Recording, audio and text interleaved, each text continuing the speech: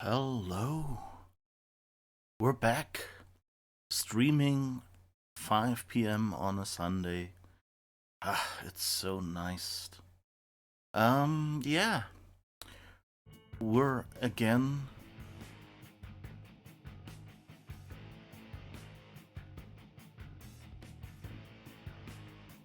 playing Vampire the Masquerade Swansong. Hi Ada, how's it going? Um yeah. So the Swansong is on. I guess I'll click continue and hope that the game saved. I hope you've had a good rest of your week after the last stream. I hope you're looking forward to this as much as I am. Yeah, it's really cool.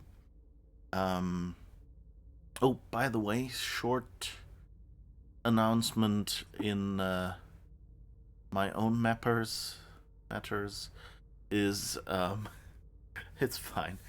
Um, yeah. So I've split my YouTube channel in two. So that means for those of you, I guess most people who will see this, it's not actually for, but although yeah, I guess it is. So if you're interested in my programming stuff, so the videos I posted, reverse engineering Mist or how to make your own programming language or things like that, there's now a separate channel for those on my YouTube. Um, so if you want to watch any old ones or the ones that I just, recorded offline and directly uploaded, and which were never live streams, um, those are now on the new channel. It's linked pretty prominently from the old channel, so just click it there and make sure you get to the right one that way. Um, and yeah, so all that stuff will go there. So if you're interested in both these game streams and the programming stuff, then please go there and follow the other channel as well. The main reason why I split it up was that um, most people that I just felt bad doing daily game streams and uploading them, knowing that people who were only there for the programming content kept getting inundated with messages um, about game streams. So, um, yeah, so that way I split it, and so those people can only subscribe to the programming channel. Um, yeah. On the other hand, if you don't care about the programming channel and are watching this on YouTube, then this is the point where you will go, oh, finally, those weird programming streams in between will be gone. Although I think that's probably fewer people because, I didn't do that many programming streams. Which was also the reason YouTube doesn't let you split a channel. It doesn't just let you move videos between channels. So, a video is associated with a channel and that's it.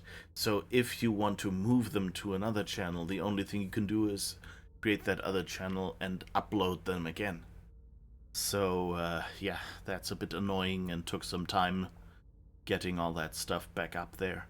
And then I've renamed the old videos so they say moved in the title, and so the description is just this video has moved to new link. So if you have a link to one of the old ones, you can just link over there. And by a link to one of the old ones, I don't mean links to Cthulhu. Please, if you have a link to Cthulhu, be kind. Leave me alive. I haven't done anything. Um. All right. Yeah. So that's all about that. Um. A streamer who splits his videos with the same topic into two channels by video length, because YouTube ranks short videos higher, and if he mixed them, the whole channel ranks lower. Splitting programming and gaming makes sense. Yeah. Yeah. I've heard about things that like I've mostly heard it in the other direction, that on YouTube people tend to draw out short videos, so they hit the 10-minute mark because apparently shorter videos kind of don't count as well. But I mean, I understand it. Like the way even I sometimes consume YouTube videos. It's like you open YouTube, you have these suggestions, and you pick one, watch it, and um, if the video isn't that good, and you know it's 10 minutes, then that's you know um, then it's kind of easier to stop or to like even if the video is not 100% your thing, if you know it's 10 minutes, you're more willing to give it a try and say, well, I'll watch the remaining 5 minutes. Maybe there's something in there that I can take along. Whereas if it's a 1 hour video and after, the first 5 minutes or something, you feel, maybe this is not worth it, you might just go and, drop out or something. So the chance of you staying with it for more than 10 minutes kind of increases pretty quickly. By short, you mean 20 to 45 minutes, and by long, you mean 6 hours. Okay, yeah, that of course is also a complete difference. Although I'm not sure um, how how much of a difference that. Like 20 minutes, I could see just about making a difference, but like I would say, like if it's half an hour, it's kind of an investment. And if it's 10 minutes, it's just okay, let's, snack on it. So, but yeah, of course, like, for example, most people probably, hopefully, have a commute that is, an hour or less. So, depending on how much you output, if people have a commute of 1 hour there, 1 hour back, it's much more convenient if they can just watch that, you know, watch that one video during their commute on the train, and then when they come back, um, watch the next video. And so it's the segmentation is clear, and you don't have to keep track of how far into the video have I watched and remember what was it on about. So if like the topic is restricted to one video, then it works. Of course, with a game playthrough like this, I guess I could split it up relative to like each each chapter I do. For instance, each chapter and character gets its own video or something. If I was recording these offline and not in a 4 hour time slot, then that's what I probably would do. Yeah, so it always kind of depends on how you expect it to be consumed, of course, and how you produce it. For example, I know people who do Twitch streams, but then at certain points in the stream, actually do ending narration for the YouTube video, and then do a new starting narration for the next chapter. And I mean, I'm kind of doing that. Like, usually when I come back from the break, I kind of do the same spiel I do at the start of the stream when I remember to take my break. And that's kind of the same idea, My idea is when I take the break, I have at least a 2 hour video. It's not too long compared to a 4 or 6 hour video. So yeah, it's always a bit of fiddling that's needed for like how you want to present it. I have to admit, right now my main thing are these Twitch streams, and I just put it on YouTube, because it might be useful to some people who want the complete playthrough. but I'm still working my way up to working out a nice workflow so I can in the end output full YouTube videos and better YouTube videos. Oh yeah, I heard that as well. It confused me. Streamer saying bye to an imaginary VOD audience and then continuing streaming. Yeah. It's like the streamer where I watched it, she used to like she went, okay, yeah, that was good. I'll quickly do a YouTube outro narration and then we'll continue. So she at least warned you. But of course, that means she has more editing work because she can't just, stop and start a new recording at the end of the outro. She actually has to delete the bit where he explains to everyone on Twitch that this is an outro narration. That's why there is one feature that a lot of people ask for from OBS, which I understand why it hasn't arrived yet because it's a lot of work to do. Ooh, dog outside somewhere. And that is people ask if Twitch could make it so that you can have separate outputs for recording and for streaming.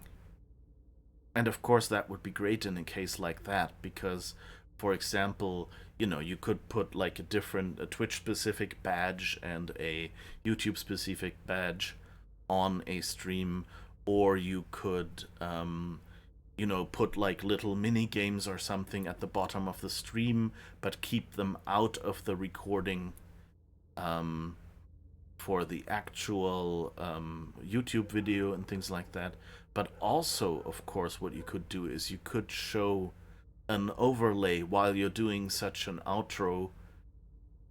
Maybe even record a completely different scene that has a big message on it. Hey, I'm just recording this outro. Stay tuned. We'll be right back with more stream. But that wouldn't show up on the final stream, on the recording, which goes to YouTube. So that would be, helpful. Or even things like, you could do a little clip show for a break when you're doing the Twitch stream, but during that break, you could do the outro video and the intro video for YouTube. So the bumpers, I think, is what they're usually called. That would be really cool. But of course, it means things that only existed once in the program and were sure that they had exclusive use of your computer, basically. I'm simplifying here. Would need to be doubled and would need to be made sure that, the whole recording pipeline, that you can have two in your program, and that not changing one setting in the recording pipeline accidentally modifies the same setting in the streaming pipeline. So like the encoders basically and the rendering of the scenes. And of course it would mean your computer would need to be a lot more powerful because it's not just recording twice like it's on when you're recording locally and streaming at different resolutions. No, it's also rendering everything that is on screen twice. Would be a good feature, but likely they'll offer something like this only for top tier big buck streamers as a paid feature. Well, OBS is free open source software, so there are no paid features or something. It's just, since it's a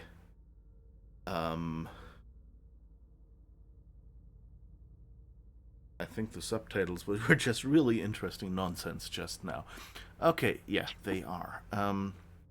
So yeah, but like OBS, it's just the people working on it. Whoever would go to implement that, they have a lot of other stuff to do, and they're not getting paid for it, or rarely. So it would take a while for someone to get around to it, and then would take quite a while for those few people that put all this great work into this program to actually finish it. So that's more like it. But yeah. Okay, so we did the Red Salon thing with Leisha, the Malkavian. With the threat identified at least, the time has come to strike back. Hazel Iverson has devised a daring plan to outsmart the mortals. Leisha goes to Richard's blood bar, the Red Salon, where she hopes to find him. She seeks answers to her questions about her identity, her past, and her daughter. That's what we already did. I hope it remembers that. I have to change my appearance to go any further. Okay. Looks like you did it. That's some weird sound in the background. You did not recover all of your memory. I don't know what I missed there. You didn't discover Beryl Underwood's secret. Yeah, that was because we didn't have the skill. But we escaped unnoticed. We helped the vessel who was locked in. We left no compromising evidence behind. We found all the suspicious items that threatened the masquerade, and I guess we fed on someone. Oh no, that's... I think we kept this. I don't think we actually fed on someone this time. So yeah, that worked pretty well. And now I guess we're doing one of the two attacks. Either Galeb's side of the attack or Emem's.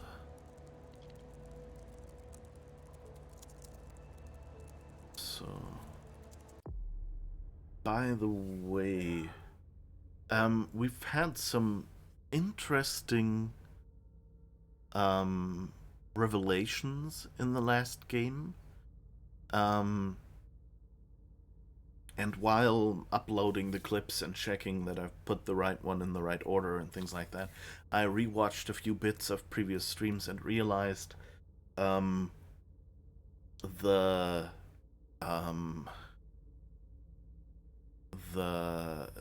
Hazel, like every time we talked about like who is coming after us and things like that, she seemed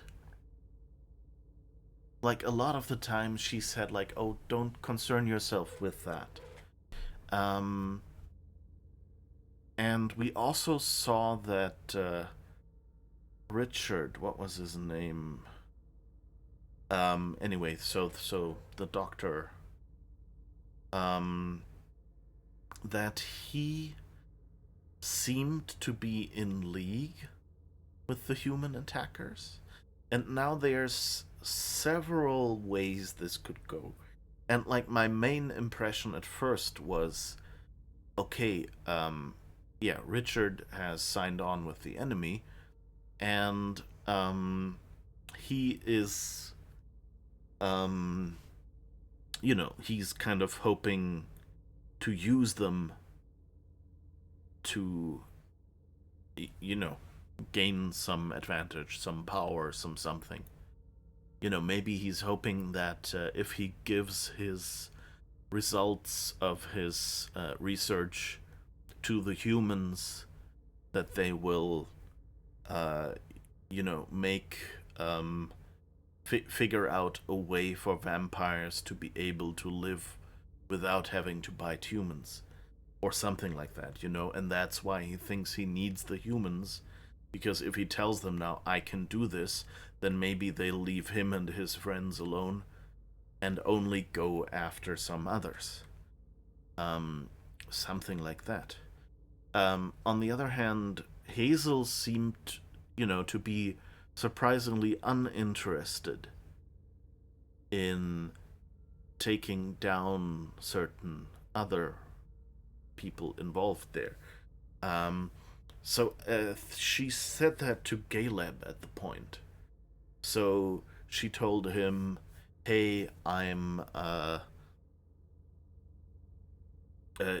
sending you after their boss, and um, after Walter Stanford, um,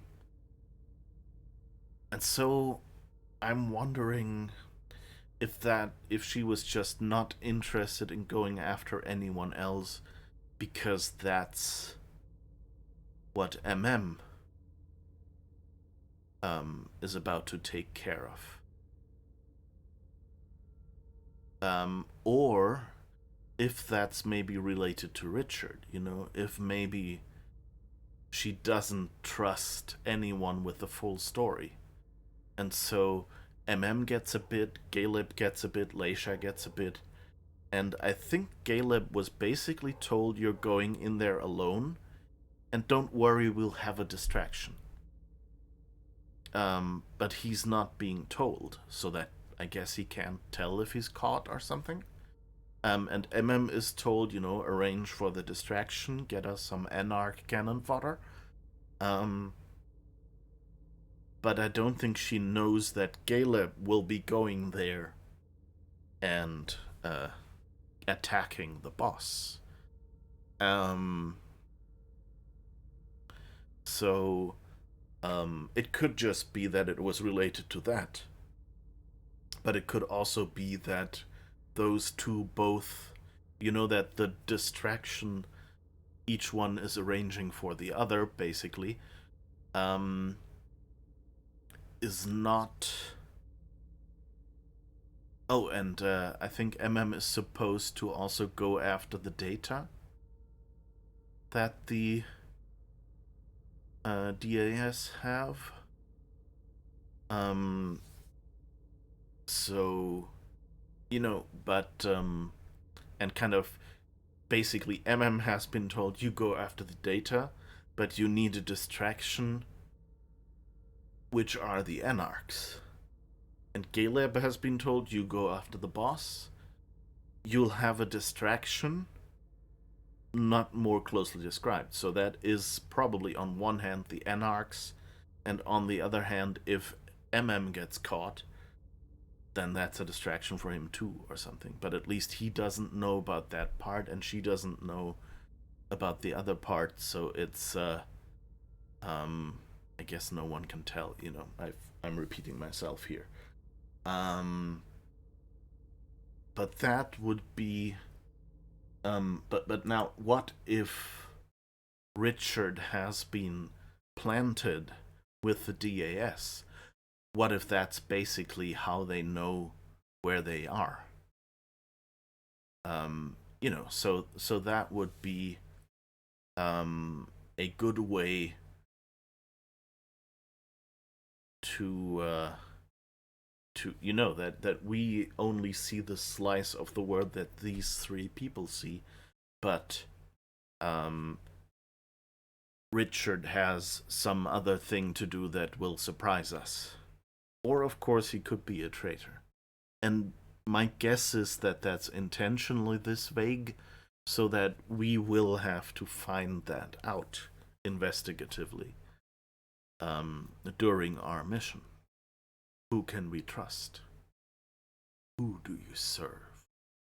Who do you trust? As the Babylon 5 sequel had it. Okay, so do we go to Caleb or do we go to MM? I think we'll see what MM manages to do.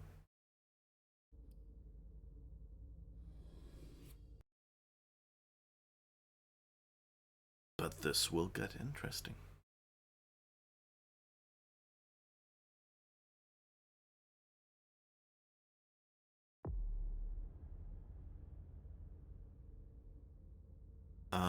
Okay, I don't think I've read that one out yet, so with the threat identified at last, the time has come to strike back.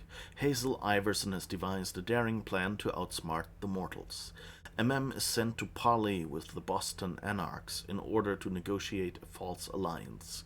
She'll need their help if she hopes to survive on Long Island. Okay, and now we get to invest in Emem's abilities.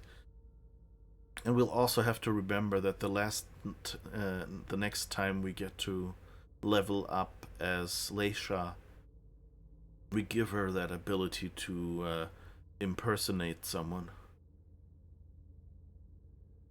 We have 80 experience. What disciplines do we have?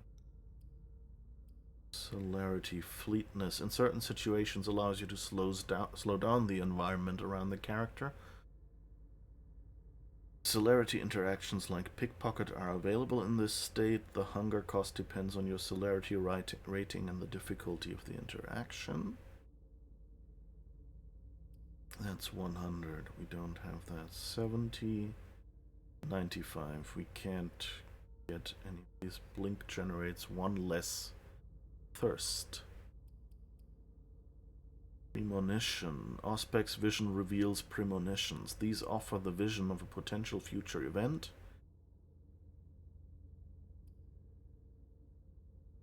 And Scry the Soul reveals the aura of a target, which provides information about their nature or resonance. That's what Galeb has. Silver Tongue. Dialogue power. Prevents your opponent from focusing a skill. Generates 2 hunger, but is 90 and 120. So we can't really spend much. So I guess we could get that slowdown ability.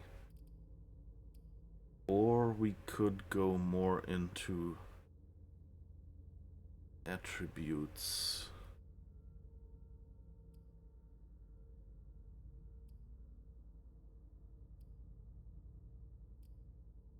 Rhetoric would be 60.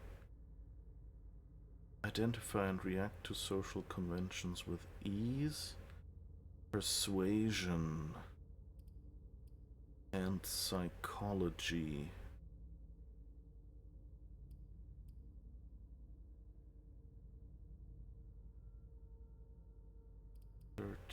And 60.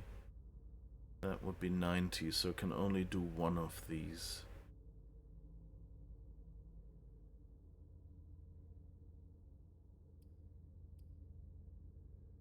And I guess I could spend a skill in education just to be able to do that, maybe with a bit of focus in an emergency. Oh, can't be focused.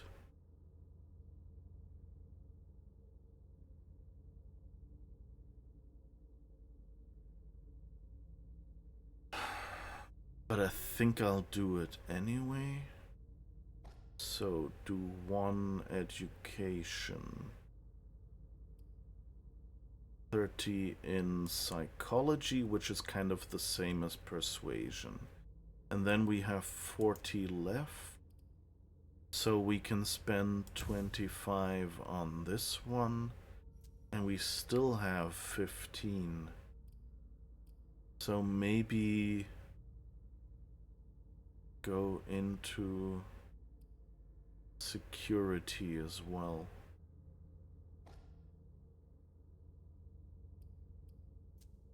Okay, not sure if that's a really good choice, but it's what I've picked.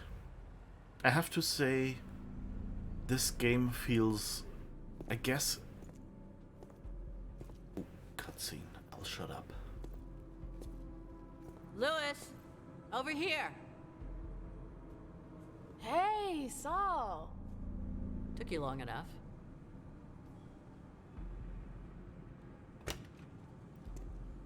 Thanks for getting back to me. I wasn't sure you'd kept the pager. You owe me one. So, is it true? Are they really here? Yes. I warned Thane like you asked me to. He's waiting for you.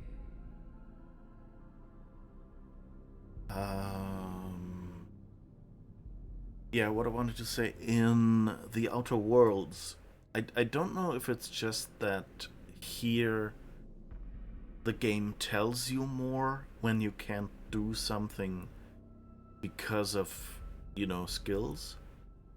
Um, but in the Outer Worlds, it felt more like I can pick, um, things so I can do them more and not do other things. And here in this game, it always feels like, it feels a bit like you're getting punished for not picking the right skills. That's just like a gut feeling for me right now. Like that's totally subjective, and but yeah, I would kind of appreciate if the game gave you a hint what it wants you to do, I guess. I mean, that skill tree is very pruned down. Like, you don't get the whole sheet of abilities and skills. So, it's different than if you were actually playing the role-playing game where you're really free. So they've already reduced it down and given you a hint, like, one of these 3 trees is what you can do. And of course your skill points do the rest, but I don't know, to me it feels like, it doesn't really feel like freedom to choose. It more feels like, oh, I'm making mistakes. But maybe, the point is just in this game, in the gameplay, to accept that you will never be able to do all the things. Maybe that's the goal. I don't know.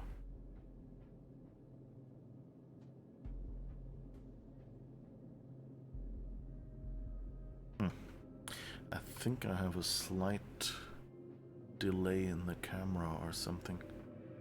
Weird, we'll have to keep an eye on that. Anyway,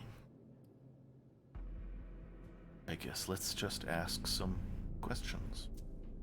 What kind of mood is he in? Worried, suspicious. Expect to be put through the grinder. We'll see about that. Any advice? Depends on what you want with him. Just don't forget that you're not welcome here. Thanks, Saul. I feel much better now. Is anyone with him? Yeah, the gang leaders. He sent for them before you came. Why did he do that? Why do you think? He's defending his territory. I want to see him. Wait for me here. Randall!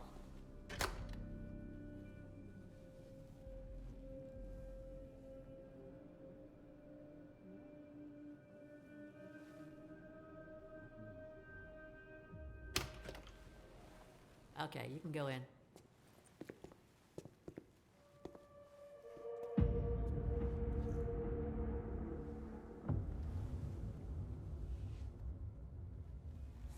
Mr. Thane, thank you for agreeing to see me.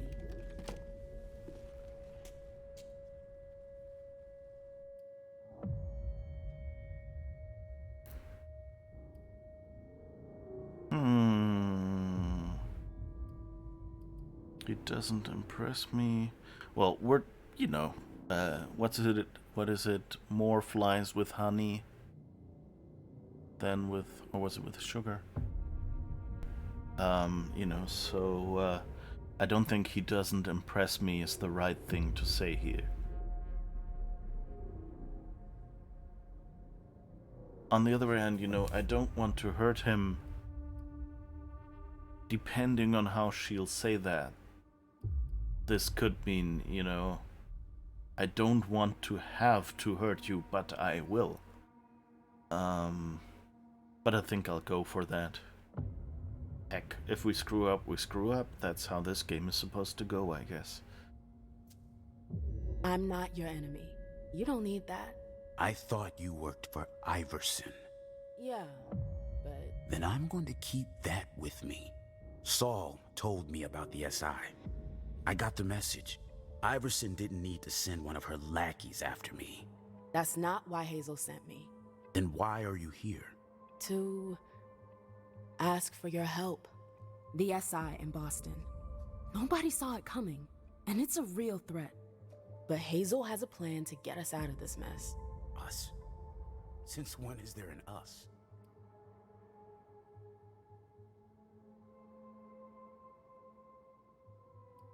Yeah, don't put down Hazel, I think. Like, first, if Hazel hears of it, but second, you know, it kind of has to look more like a plan. Just saying she's desperate, well, not sure. Yeah, I don't know. Like, we're in the same boat, you know, let's try the touchy-feely way. The SI is as much a threat to you as it is to us. The enemy of my enemy. Can we cut to the chase? We managed to pick up their trail from International Place.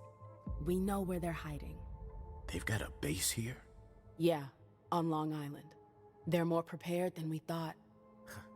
Underestimating adversaries is your defining trait.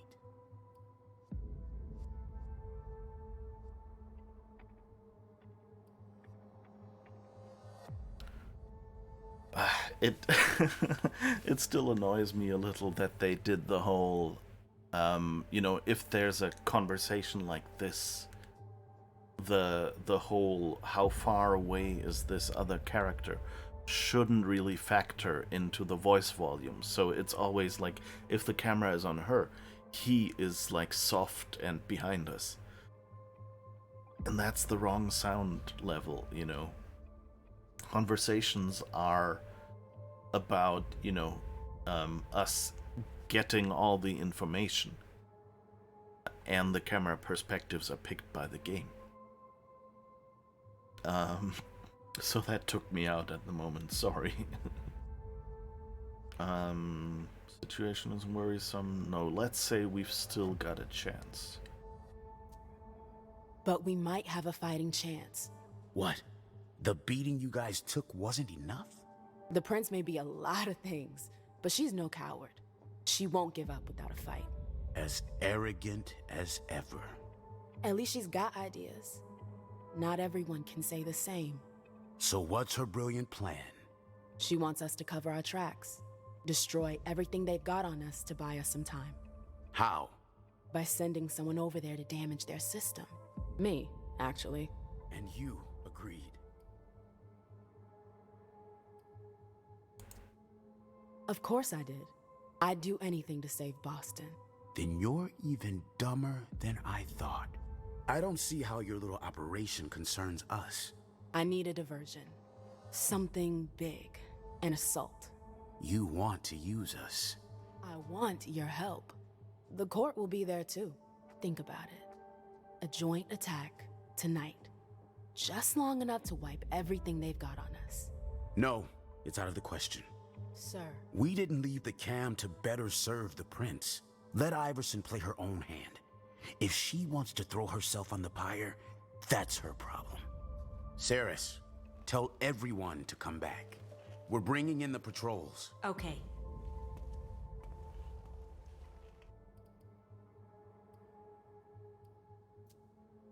Forget Hazel. I'm the one who needs your help. I won't be able to pull this off without you. You chose the wrong side. There's nothing I can do for you. I already gave you my answer. You're free to rethink the choices you've made, and you're free to leave. You're making a huge mistake.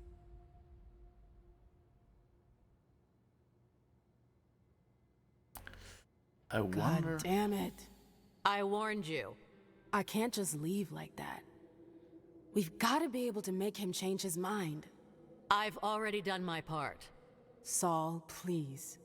You can't give up on me now. Damn it, Lewis. Does that mean yes? There might be a way. You're gonna have to hustle. Randall called the gang leaders here for reassurance. But they could be useful to you if you manage to convince them. Do you think Thane will change his mind? There's strength in numbers.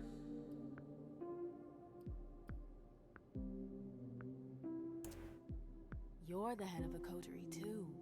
They know you. If you talk to them... And then what?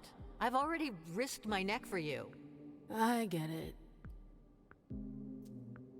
Are you sure that could work? Thane's gonna be pissed. That's the risk. Take it or leave it. It's up to you. Oh, so we're going behind his back. I wonder if there was no way to not fail this. It kind of seems like that, because if we just convince him, then, you know, we would be going to the mission next.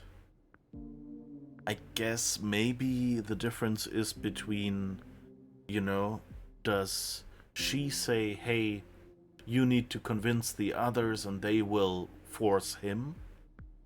And maybe if we'd done differently in our choices, maybe, you know, he would have told us, hey, okay, I'm with you, but I can't do this without support of the leaders, so you'll have to convince them as well, you know. That's kind of the only, you know, like, efficiencies of game programming, basically, how they affect stories.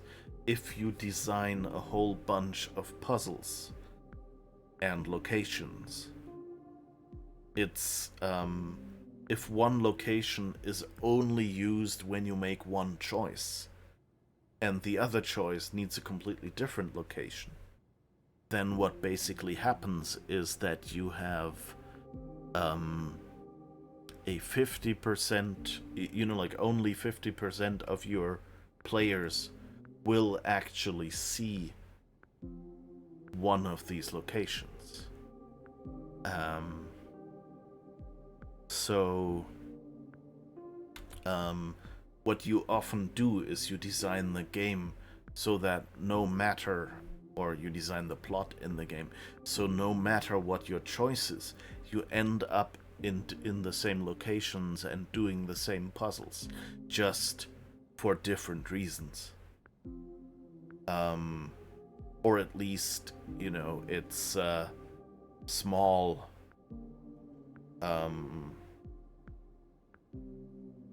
differences. You know, you try to keep the number of differences low. So important decisions will have big differences, but because their players will see it, but other things will just lead to, you know, slight variations in the environment. So, for example, you know, that's why, for example, killing a character is sometimes fairly cheap. It's not really cheap, because, like, you're still doing voice acting only for one of the decision paths. But you can just put a different character with a different voice actor in the same location in the case where the player has killed it. So basically the entire game design stays the same, and the story progression rejoins after that point of diversion. And you can do it all in the same locations. Of course, sometimes you just, you know, have a large location and then have different characters giving you the quests that require you to solve the puzzles, depending on your decisions. And, you know, for different reasons. And so you do the same puzzles, but for different reasons, directed to do it by different characters, so that it feels different for you when you play both, but they don't have to design a completely new puzzle for it. and maybe the puzzle is just, you know, themed differently enough that you don't recognize it as the same puzzle immediately. Something like that. It's, you know, it's always the trade-off between, like, if you have to do 2 locations for the same 20 minutes of the game, then that costs more money. And for that money, you could add a completely new location to the game. You know, you could do 2 sequential locations instead of 2 alternate locations, thereby giving your players a longer game that everyone in the game sees. But of course, then that reduces replayability, because you're basically going and, you know, you're making a linear game. So when you play it again, it roughly ends up feeling the same.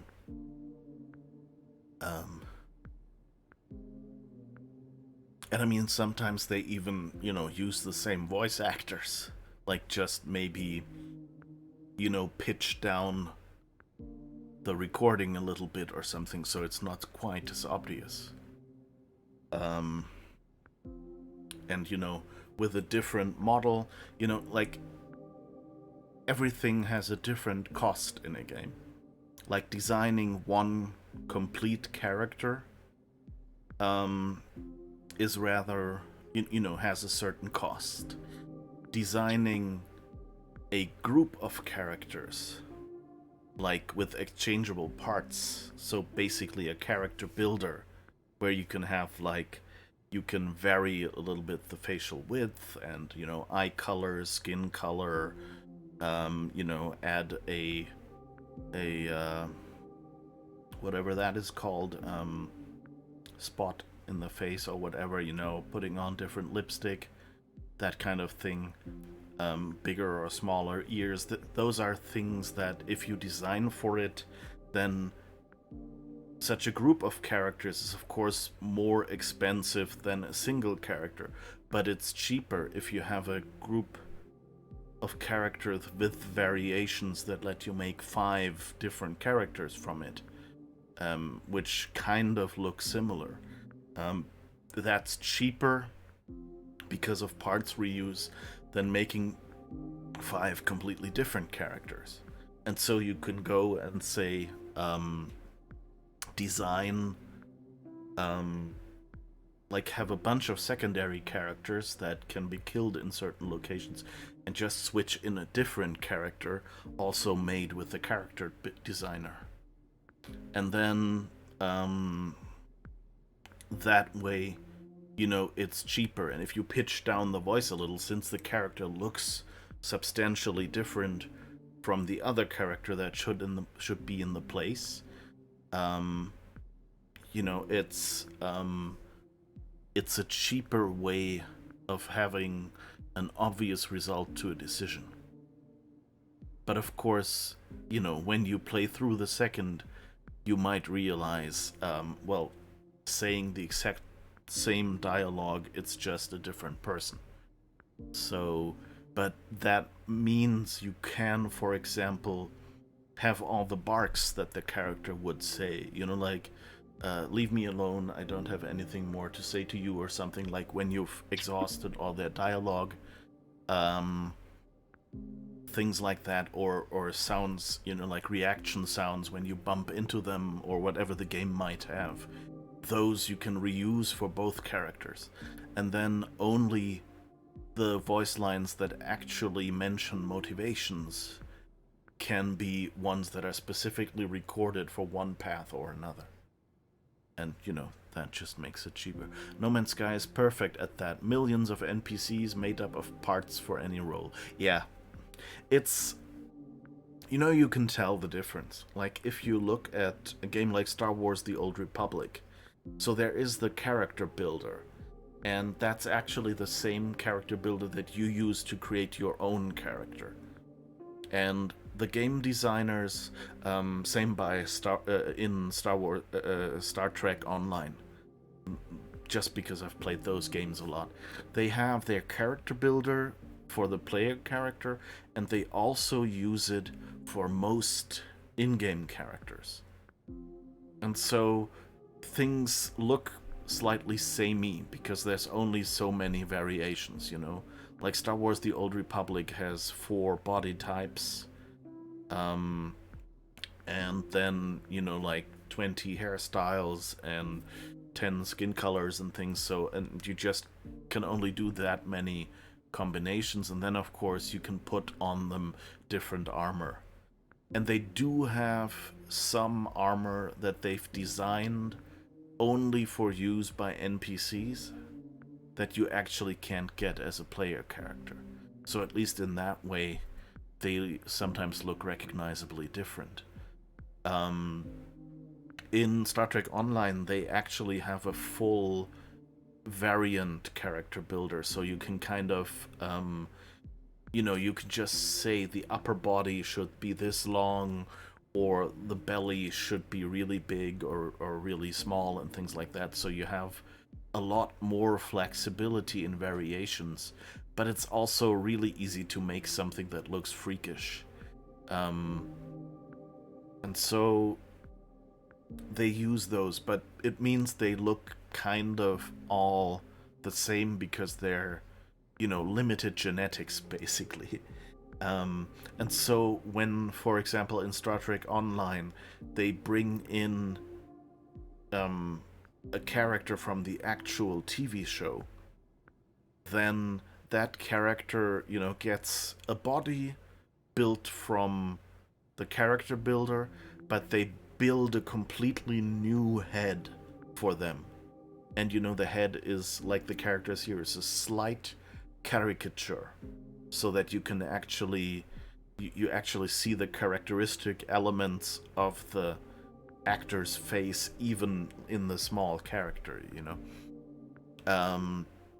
And in the comparatively low detail rendering engine when compared to seeing a person in the real world.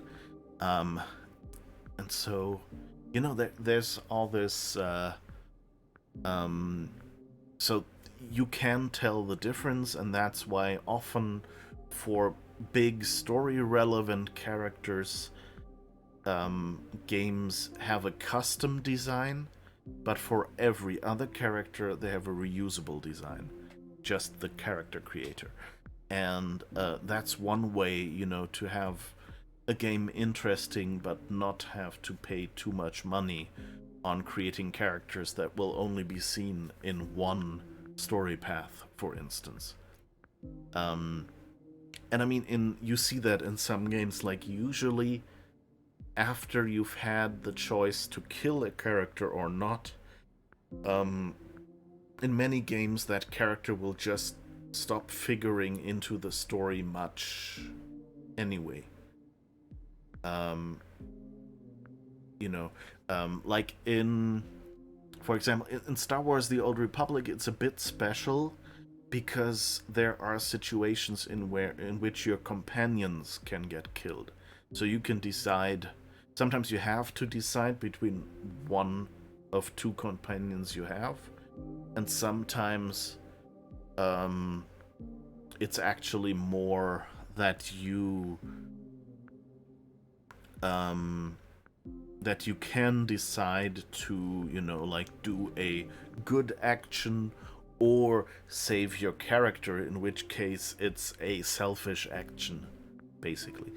And so if you so with a companion, the companion will not figure greatly in the story anymore after that opportunity for death. But the companion is still there, so you can take your companion on missions. You know, your companion will heal you, and some companions have like their own little storyline, and so you might be able to, you know, like to romance them or something and finish that story still before you while your companion would already be dead if you had made the other decision. but like they won't be part of the larger story apart from, you know, if you took them along on this quest, they will show up in the cutscene. And sometimes they even like record lines for basically every companion, you know, so that if you enter a certain room in a certain pivotal quest, your companion will say something. And so depending on which companion you have with you, your companion who is nominally dead gets like one special line. So they're not, but they won't figure in a big way. You know, they're just there to help you from then on. And you know, that's always a trade-off in games like this, and you know, that's a financial decision, not really a storytelling decision. Just because if you have 10 companions that you've accumulated over the story, and each of these companions could be killed at some point, then and they still had to figure in the greater story, then you would have to record like entire cutscene voiceovers with, you know, you'd have to record them 10 times. And that just at some point makes everything insanely expensive. And for that same money, you could get, you know, just 10 cutscenes instead. Or, you know, let's say maybe, you know, 3 or 4, because, you know, you don't necessarily make a cutscene with one character. But, you know, just looking at recording hours, and, you know, like and that's the nice part, in game engines like this, you have the skeleton of a character on which you define how the character is supposed to be moving in a cutscene. But you can swap out the model on top of it, so the face, the clothes, the body, and weapons even. You can swap those out for the cutscene to match whatever companion you have with you. That's cheap. That's just set the engine to say, take whatever this companion is wearing and use it on that skeleton here in that scene.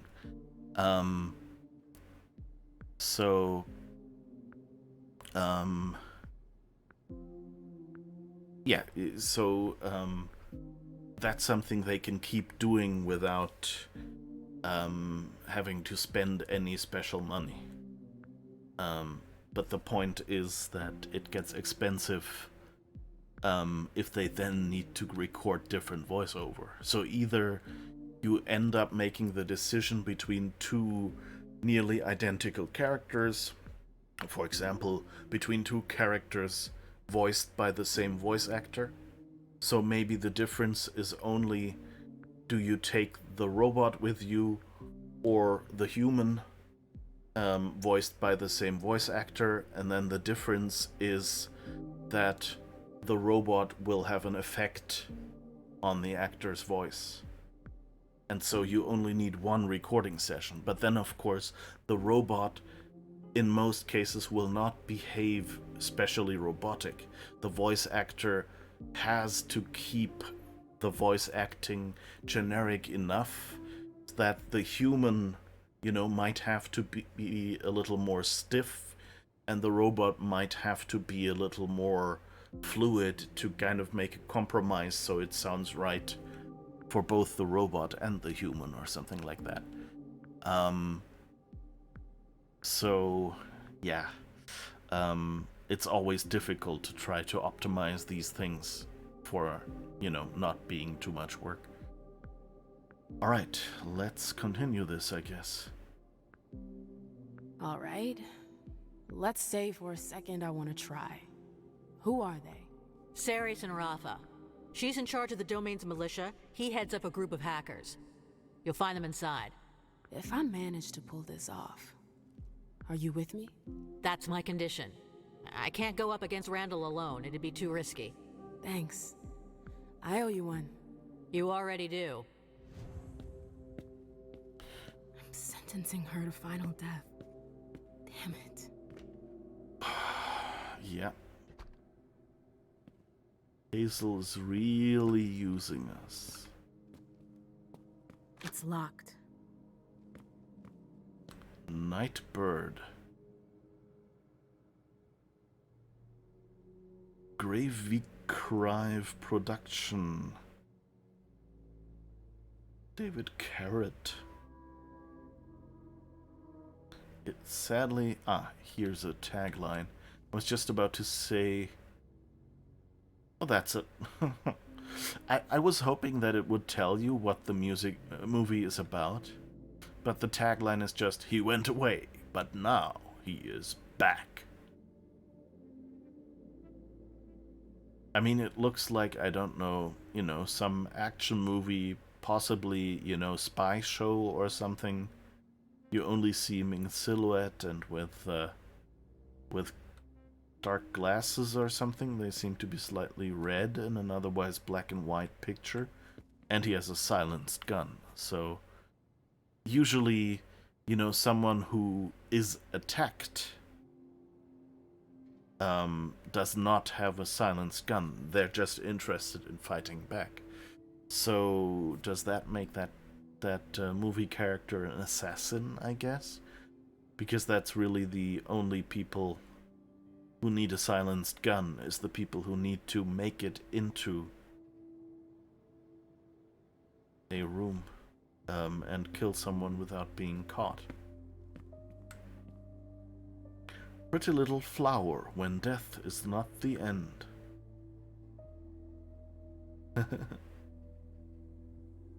It's interesting, they all have that theme, Nightbird is kind of like someone who runs around at night, so it's very vampiric.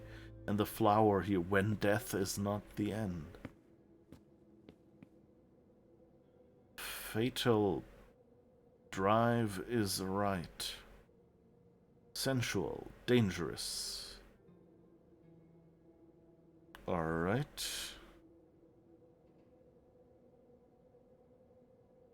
I don't know if those are parodies of other movie posters.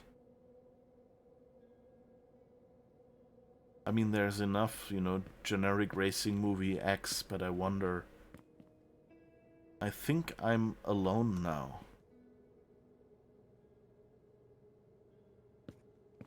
Alright. I like that these posters all feel like real, crumpled paper and things like that. Those who say that pardon does not work should try revenge and see. Blood. Revenge.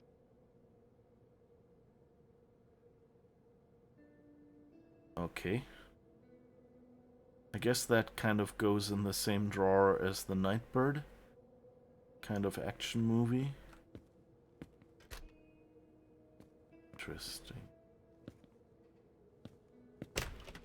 Oh, that actually opens. Okay, that's where we're supposed to go, I guess. I think we already tried that one and it was closed, right? I can't just leave like that. Okay, that's the exit. Oh, that's where we came in, of course. I'm a dummy. If they are alluding to anything else than generic vampire stuff, then I'm not getting it, but I'm not a movie buff, yeah. I mean, it's kind of action, race movie, femme fatale, or something like that, This one seems kind of artsy, at least going by the poster. But, it's also, like, you can see... You can imagine that would resonate with a vampire. You're cut loose from all humans around you. You can't really hang out with them anymore because they live during the day and you do during the night. And... they might not,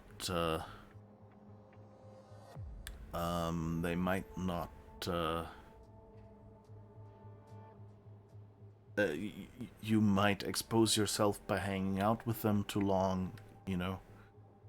So there's all these reasons why vampires feel alone all of a sudden. Also, you know, you might be tempted to feed on them. You have to get permission to embrace them. So if those two are in conflict, then you don't really, you know, you'll be around them and thinking like, I could turn them, and that temptation, you know, might be bad. So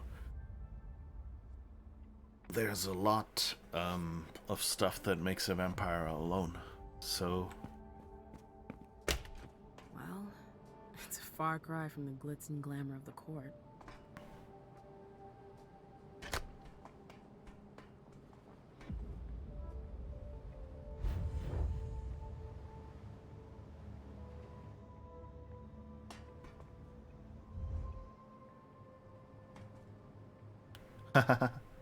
is that supposed to be Hazel?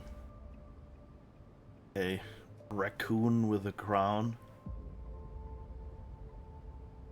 Oh, it actually...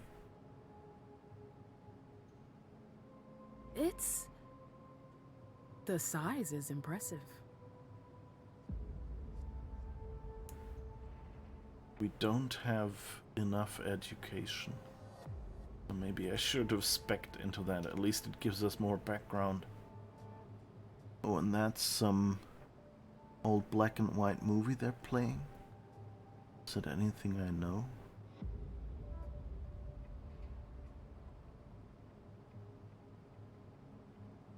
The left guy looks like it could kind of be, what's his name? Peter Lorre? Something like that. The guy next to him, I don't know, kind of has a bit of a...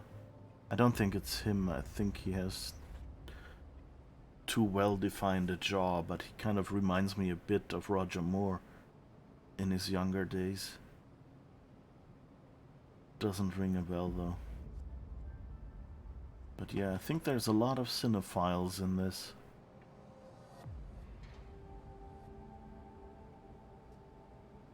Interesting that they have a skeleton of some sort, like from a museum here. They really got a good setup here.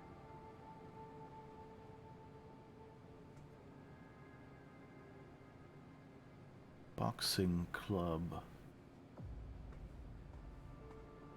Not sure I want to go boxing. Can we talk to you? I think we missed our opportunity.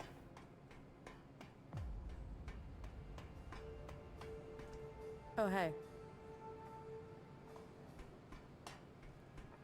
Okay. Let's wait. I guess we could pick the lock. Okay, safe room.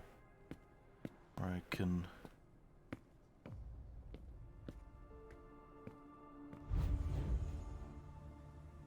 at least feed on someone. Okay, seems that's all.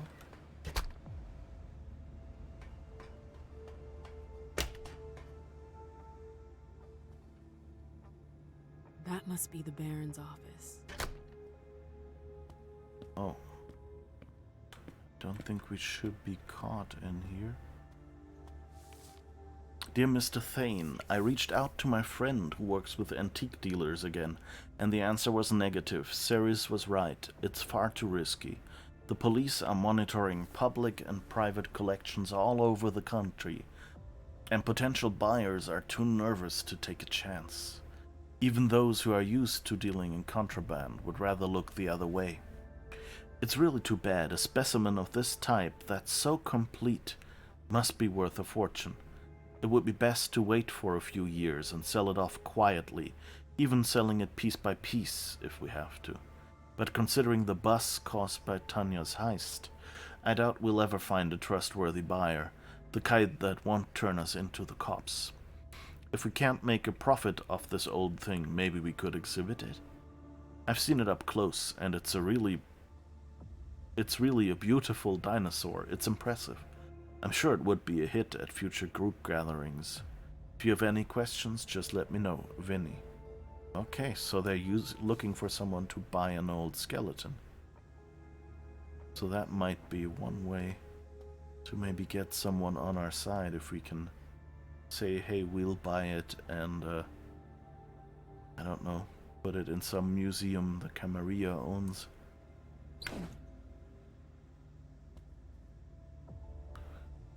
Okay.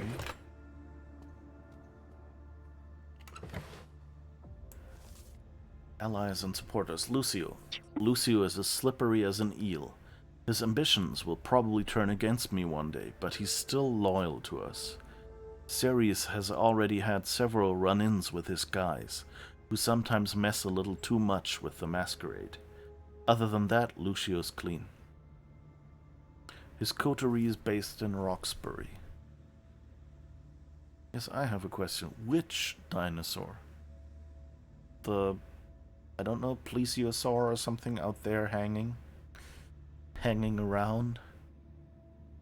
Rafa.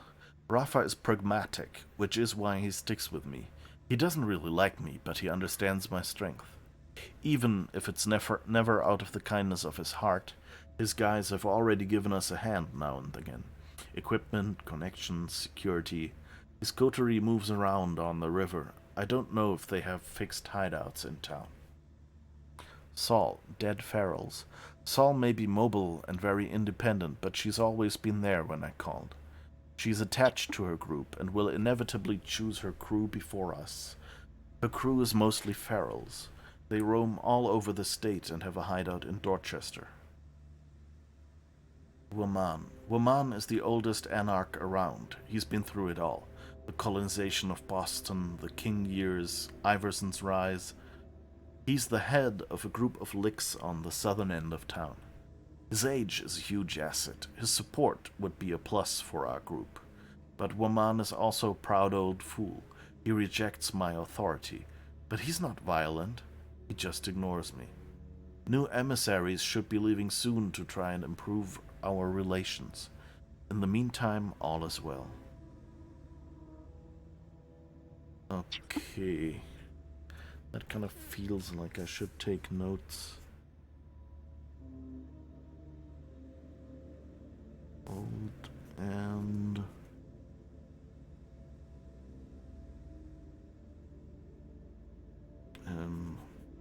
Bane wants his support.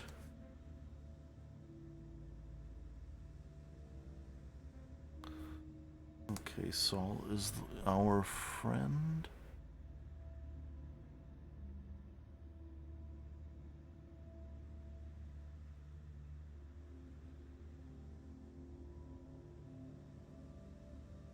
Rafa. Hideouts in town. I don't know if that's helpful. My notes I can see getting from this are more how can we help the Baron than how can we get the others to flip on the Baron, basically. Okay, and Lucio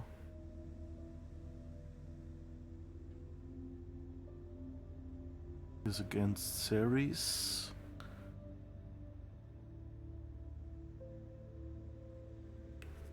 And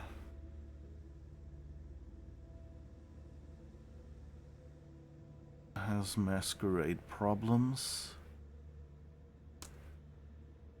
Okay. Guess that's all. Oh wait, was there anything else in that drawer? Yes, J61 keycard.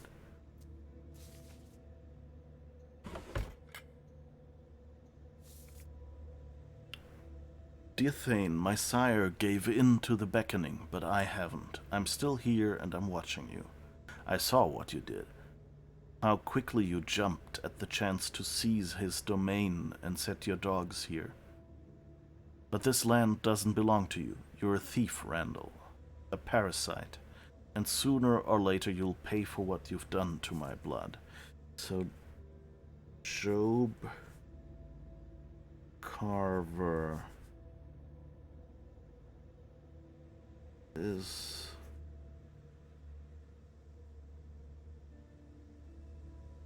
Thane's enemy and child of previous Baron, I guess.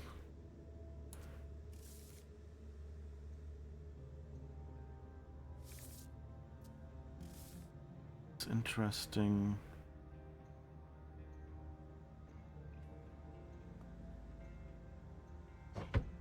That,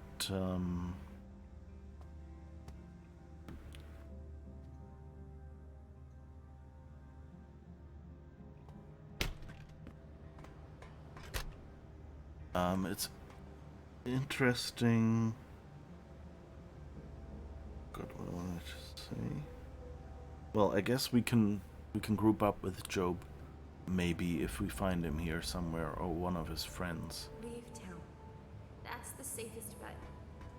Rafa will understand. Okay, someone wants to leave town.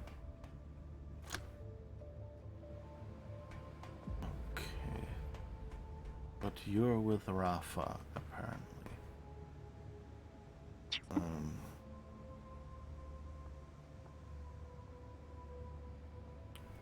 Plesiosaurus, okay. You've been talking too much to ARC players. Well, I think, like this one here, I don't know what it... I think that's what they're called. Like, basically, dolphin, but dinosaur.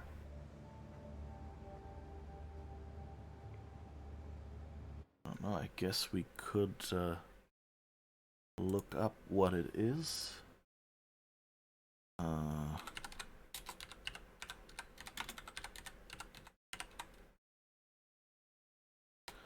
I'm not the first one to have searched for dolphin dinosaur name. I guess Ichthyosaurus would be probably more like it, Ichthyosaur. Which basically means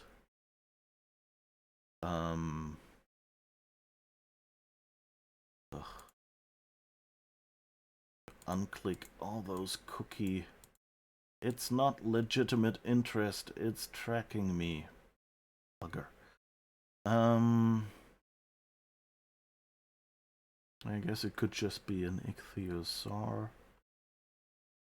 Although those look a little...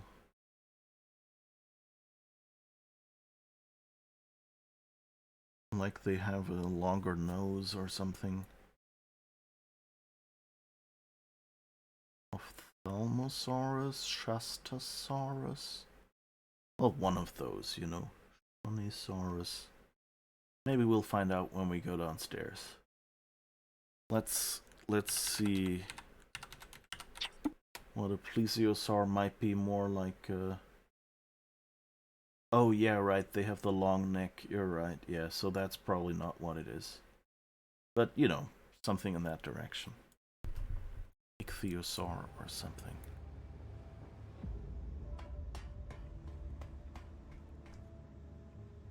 I guess we've done everything up here, and we've stolen a keycard. I don't know how that made it into my pocket.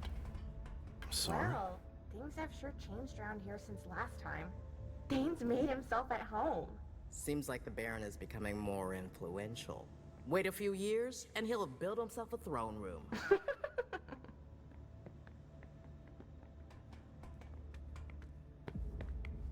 I talk? Oh, you had a conversation thing. Dang it. Maybe upstairs.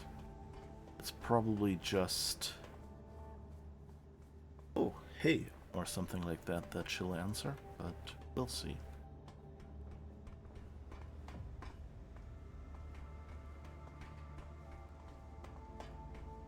I'm a vampire.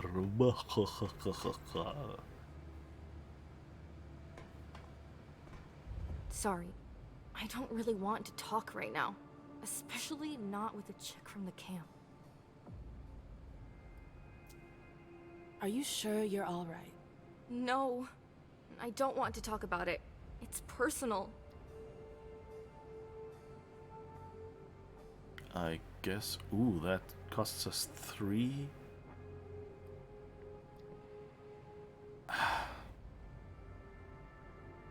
Risk it? I came to help, and I could help you too. I'm a good listener. You can tell me anything. It's just...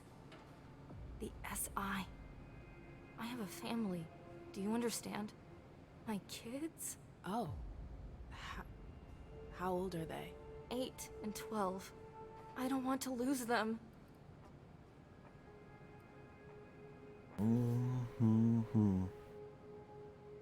The question is, am I doing anything useful?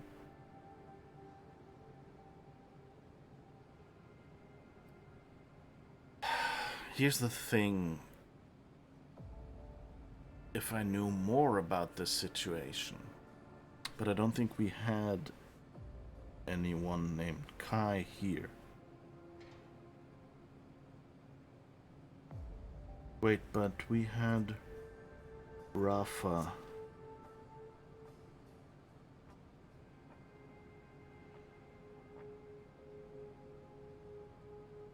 So I think if Rafa's people run away, I think I'll be rude now. Like, we've basically already decided to screw over them. If I see an opportunity to, you know, at least not screw over Saul, then I'll do that. But, like, everyone else is basically fair game. So I think I didn't really note much about Rafa, but I think Rafa was one of the people who was supporting the Baron. So undermining his support by having him lose people seems like a good idea, so I'll be a dick and tell her you should have thought about that earlier. You're surrounded by monsters. What did you expect? You can't keep pretending you're a perfect PTA mom. You're just like everyone else. Get out of here.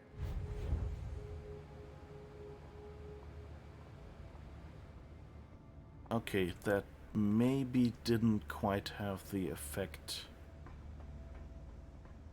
I wanted. We'll see.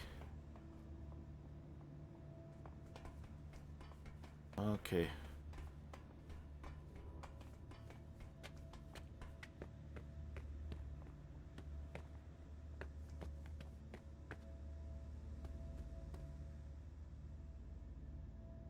Are those thermos bottles? Reminds me of the stuff Wyatt had in his trunk.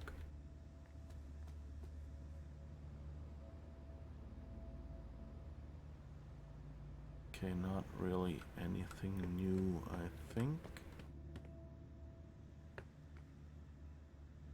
Nice little collection of books.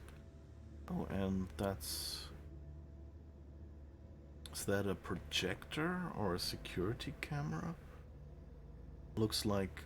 Ah, there's another camera, so I guess someone might be repairing security cameras. I interrupted classic movie night.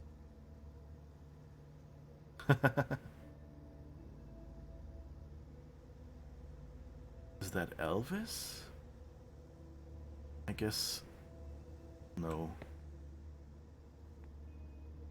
I don't know.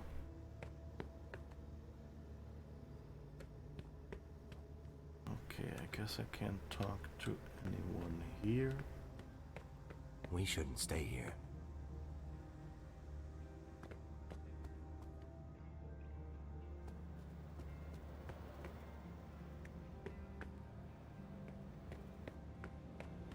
Who are you? Bad timing. I'm not in the mood. Is your machine acting up? My computer's fine. It's the network that's on the fritz. What a shithole.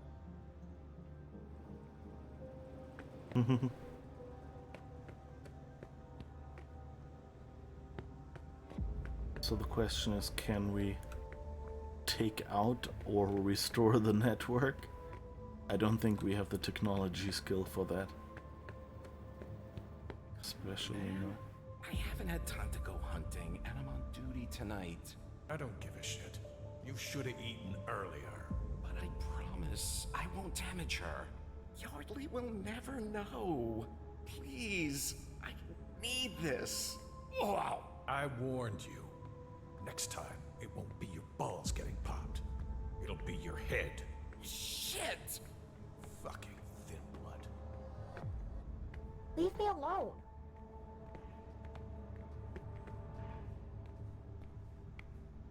I just need a little blood.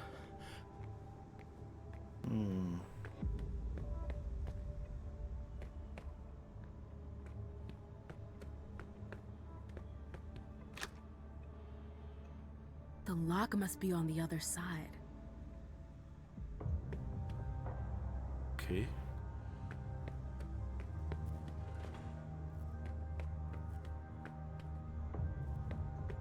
Hey, Not now.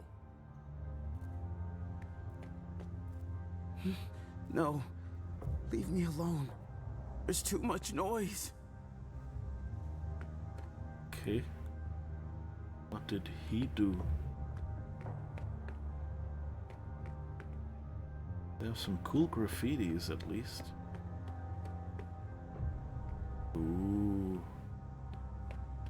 Well, I'm thinking. It's a bit weird that it's like all these people, like it seems like they're basically homeless. Seriously? It's always the same with every game. you're overreacting. Poker, you win. Gin rummy, you win. Crazy eights, you win. I'm good at cards, that's all. I don't know why I even try. I know I'm gonna lose. You should talk to your shrink about it. Hey, what are you looking at? hey, What do you want?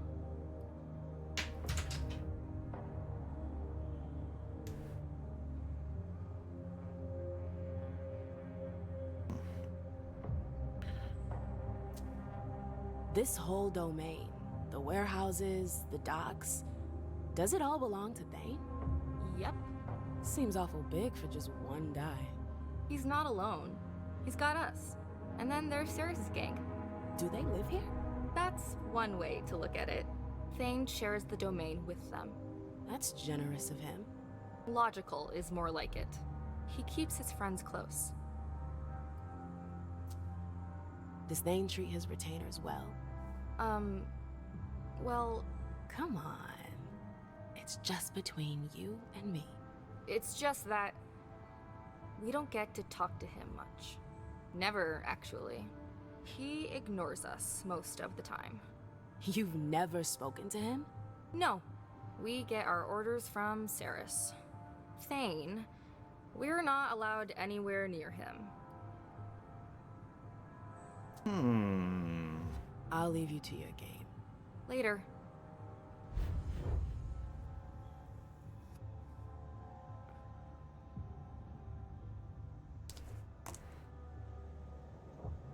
I've always liked this game. Straight, four-of-a-kind flush. I've played my share of high rollers.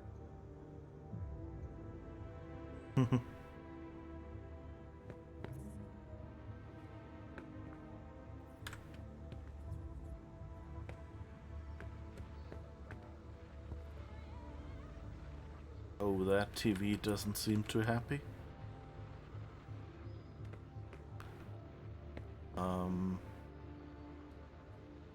Oh wow. Look at that. They have wireless power. Both to the TV and for the power strip. Wow. My guess is either someone got interrupted doing this model, or it's a bug and they, and it just, they modeled it but it didn't render or something. I don't know.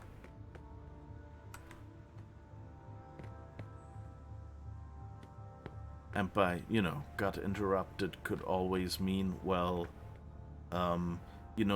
there's this big trash fire to put out. Forget about that cable for now. Hi, Musquerader, how's it going?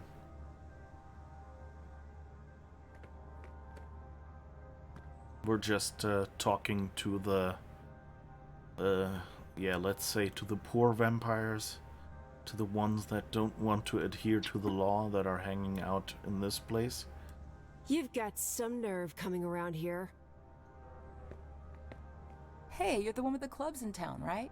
Nice. Oh, I was recognized. You did cleaning all day. You're tired. I can imagine, yeah. So come in. Have a pint of blood. How's it going?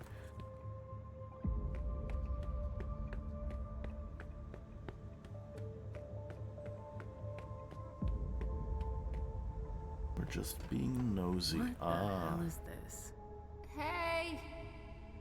Is anybody here? Oh, I'm not feeling well. The dregs of humanity. They're barely standing.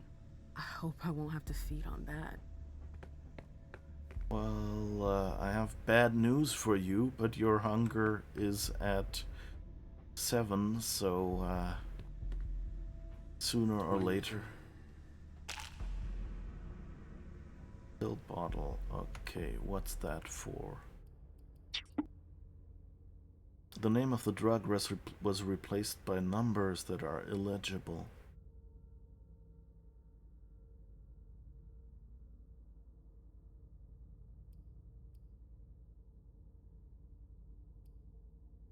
J61 keycard.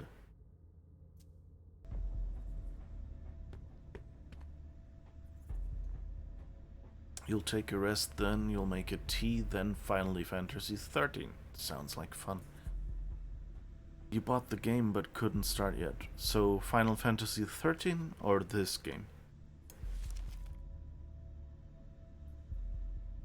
Acid, heroin. I'll behave now. I get it. I won't try to escape again. Okay. They're trying to do something as well. They're putting them... So the effects last longer when inhaled.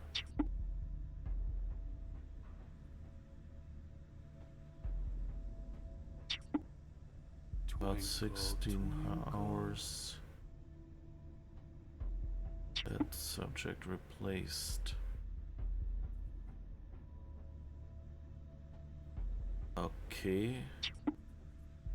This sounds like it'll be a puzzle for later. I wanna see who you are. Wasn't new though since 2 weeks, I guess.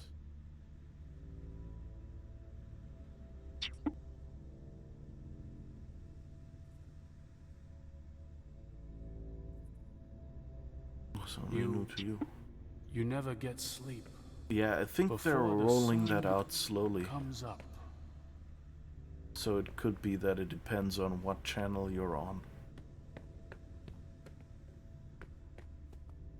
I guess if you see it, then I got it too. Twinkle.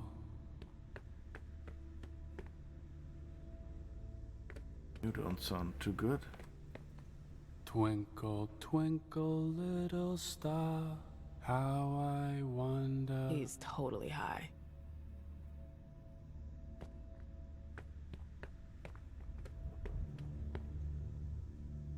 I'm cold. Interesting.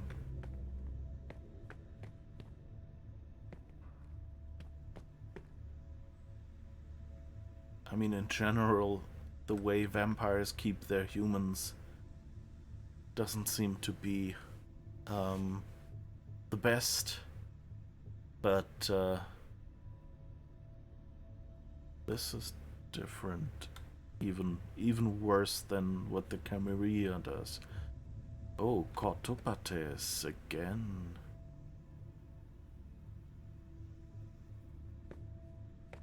We've seen that before. And with the delta on it? Wait.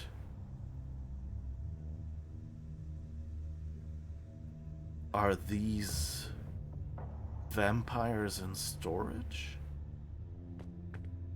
That sounds suspicious.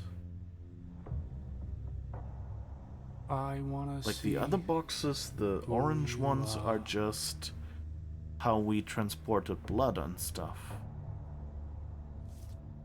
Dear all, we're going to stop collecting mortals for a few nights until things calm down in town. We'll keep picking up juice boxes, but we'll space them out. No more than one every other week, and we'll change vehicles often. Radner's got a contact at a garage. Oh, Wyatt.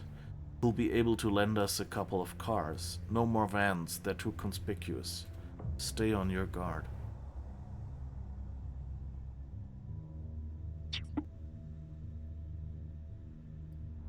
Interesting.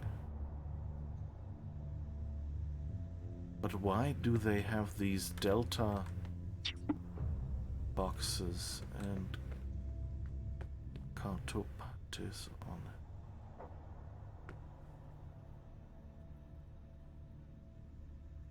That's kind of interesting.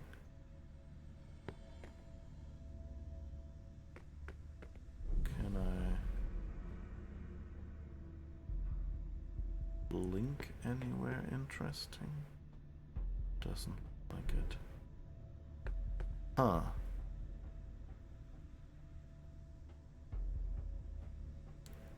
Is this a PS4 game? No. This is I'm playing on PC, so I don't know if it even comes up. Released for console.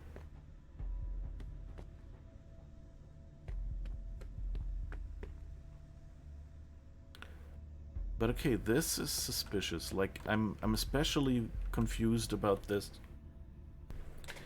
box with the delta, because that looks suspiciously like the boxes that the humans use to catch vampires.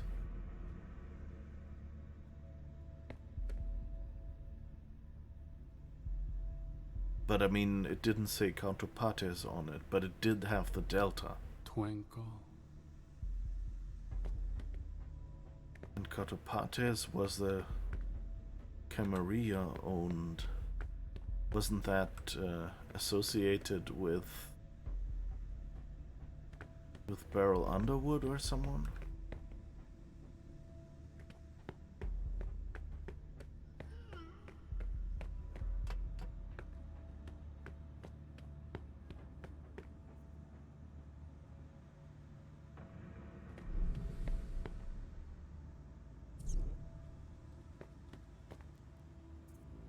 I could eat rats as well.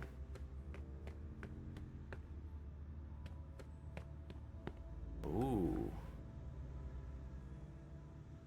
There seems to be a dead person down there. Let's first check out what's going up here. So you're saying the game you were playing is this one, Vampire the Masquerade Swansong? Or is it another Vampire the Masquerade game, or is it...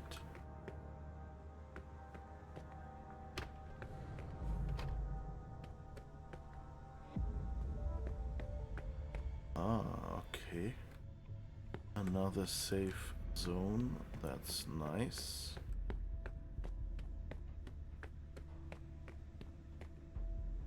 Oh, we missed this door. I'm a dum-dum. You haven't got this. Okay, so it's Final Fantasy that's not running for you? Or what? On the laptop. Twinkle, Which one did you mean? twinkle.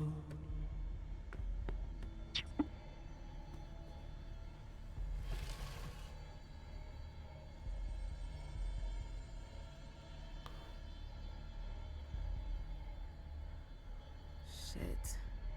Who is this guy?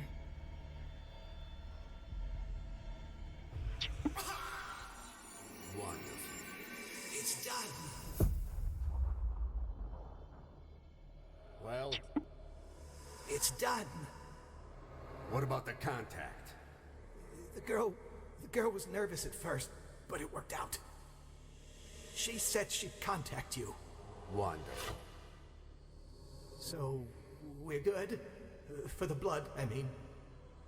My cooks. It's starting to become urgent. Of course. Come here. Thanks. I think we make a good team. If you say so. Okay. So Yardley killed Finn.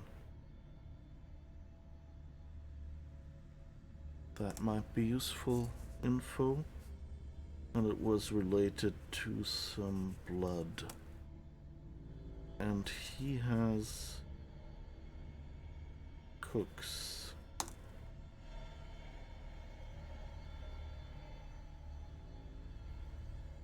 Let's look at it once more. Wonderful. It's done. Well, It's done. what about the contact? The girl was nervous at first, but it worked out. She said she'd contact you. Wonderful. So, we're good? For the blood, I mean. My cooks. It's starting to become urgent. Of course. Come here. Thanks. I think we make a good team. If you say so.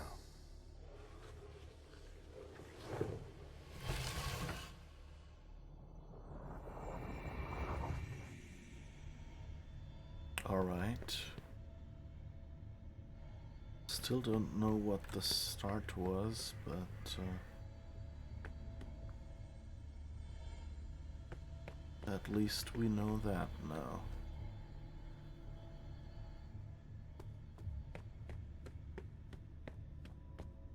Huh. Final Fantasy works because it was an old game. New games mostly doesn't work. I think after 2013 most 3D games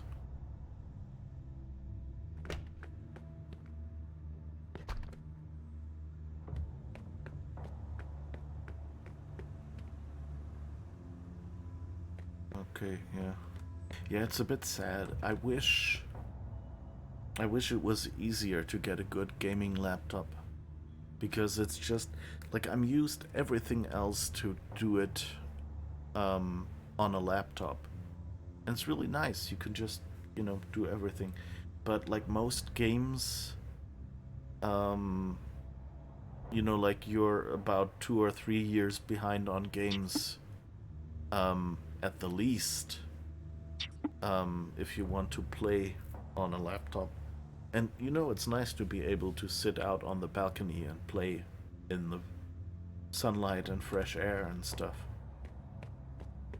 You agree you hate desktops? Yeah. I mean, hate is a bit strong. I mean, you know, desktops are nice because and they're very expensive. You mean the gaming laptops? I mean, desktops are kind of you know, comparatively cheaper. Like, I think I spent, was it €1,000 on my gaming laptop, gaming desktop? and my laptops all cost more because of course you pay extra for the battery and for the parts being smaller and using less power. So like for the same amount of power, of course you pay more for a laptop, but then, you know, your desktop you have to put somewhere, and of course you need to buy a display to go with it as well. But you know, I've used these displays that I'm using here for like several computers now, so you know, it kind of, the cost kind of evens out. Like some of them I've already used on my previous laptop, desktop, and of course I can just set up my laptop here and use the same displays, you know, when I'm working and things like that. So it's kind of nice, and of course, so you know, the desktop is cheaper for the same for the same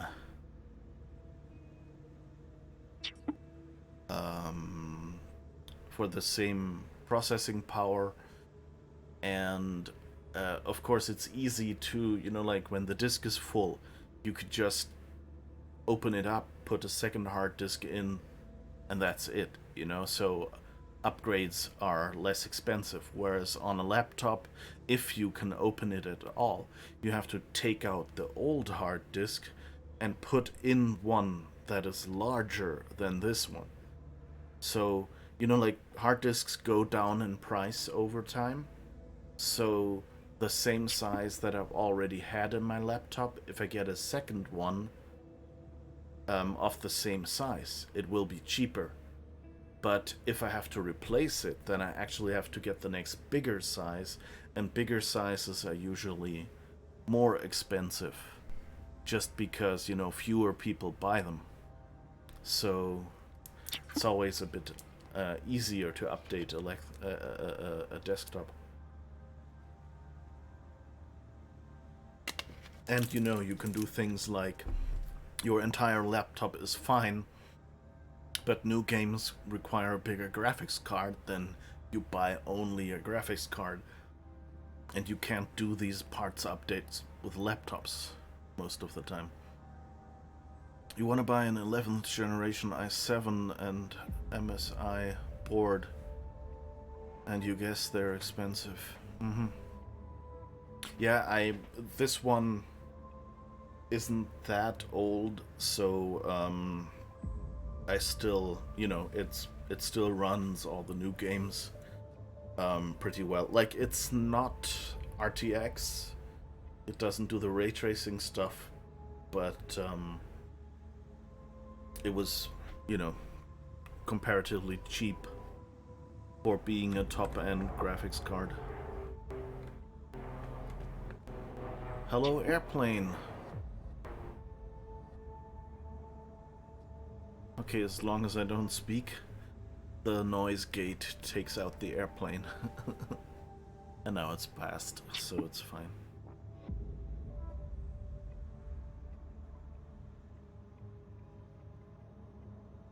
You may use a cheaper graphic card till you save up for a better one. You don't want to buy integrated graphics cards. Oh, I guess if you go AMD, then you can choose. Yeah, right. With Intel, the problem is that... No, you said i7, right? Because the i7s all have an integrated graphics card, whether you want it or not, right? Or did they change that recently? Like, I thought that was basically... Like, that was the main difference, was that Intel's non-server chips all had the integrated graphics cards. But I mean, you could go and say... You mean like the CPUs with the... Oh, you mean like you don't want to buy an i7 with the big integrated graphics card. If you buy... Yeah. I mean, yeah. You can buy it tomorrow, but it will cause too much problems for the future. Yeah. Yeah. Yeah, for the laptops, I don't even know how it is. Like, I actually bought a gaming laptop, and that had a dedicated graphics card in it, not just an integrated one. So of course for laptops, or well, I'm not sure. Like, there are mobile versions of graphics cards, and basically that was what that gaming laptop had.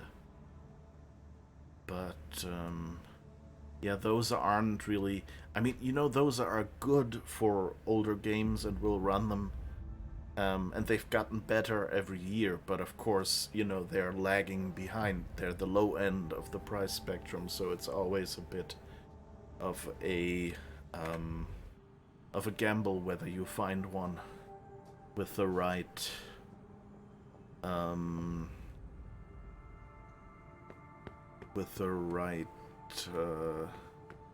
specs that it will decently run games.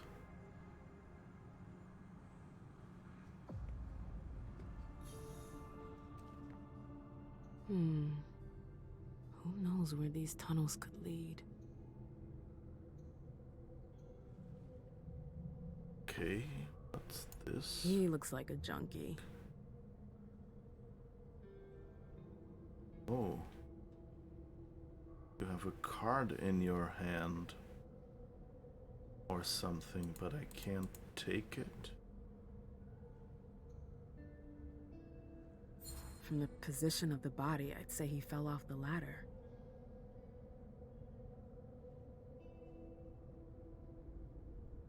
Okay.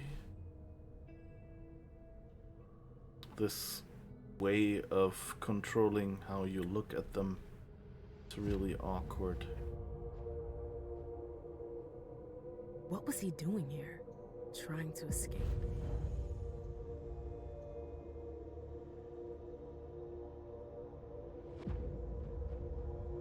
You have a card and something. I don't know.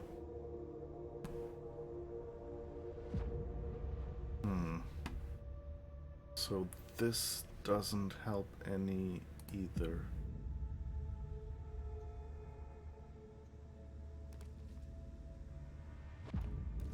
Ah, okay, it's a separate interaction spot.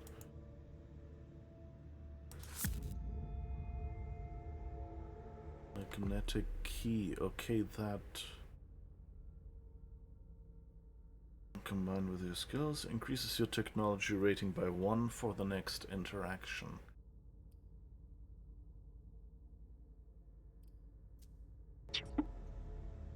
Good. I guess.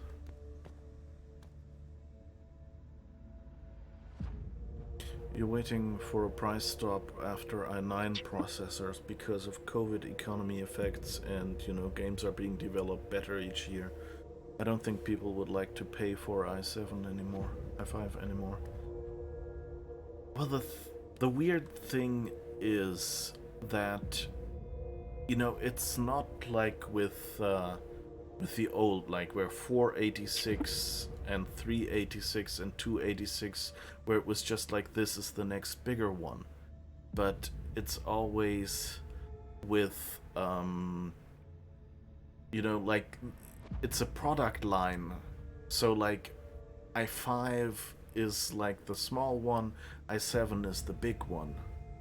And wasn't there a third one? I'm trying to... Oh, is it i9? No. Yeah, I don't like... But there's like several. But the thing is, you every year get a new generation of this. So basically some of the performance improvements of the bigger ones come down. It's just what uses they expect you to make and how much they think you can charge you for these CPUs. So, you know, they like the Xeon CPUs like which are separate from these, are server CPUs, and so they do not have an integrated graphics card.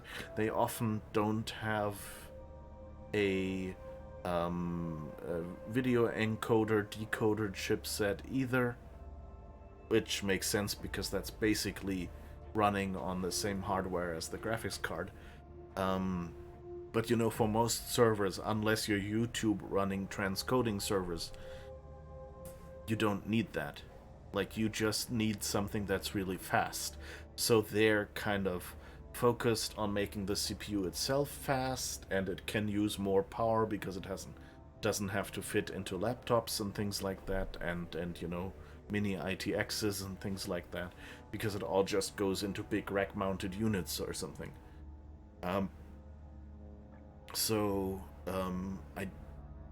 But you know, that means like an i5 from 2022 is usually a lot faster than, you know, an i7 from 2018, maybe. I don't know. Like, that's a sure bet. That's a couple of years in difference. But, like, all the CPU types increase in speed. Even an... So even an i5 from 2018 and from 2020, of course, there is a performance improvement. So you might just buy the newest i5 to get something faster than if you had bought an i7 a couple years ago.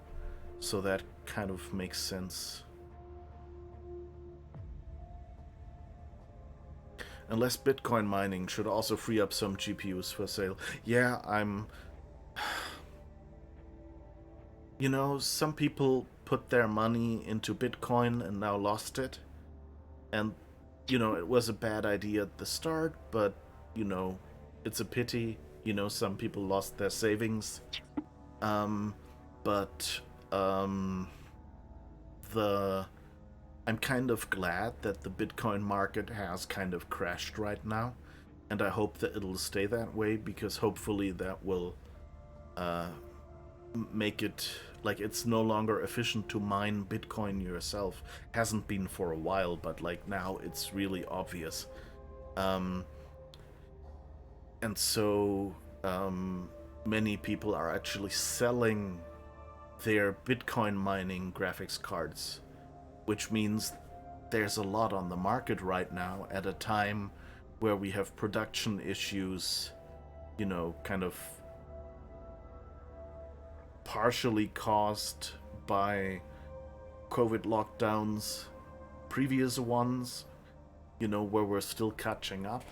Also, just generally, the whole CPU production capacity shortage that we were headed for anyway, even in like 2017 or something.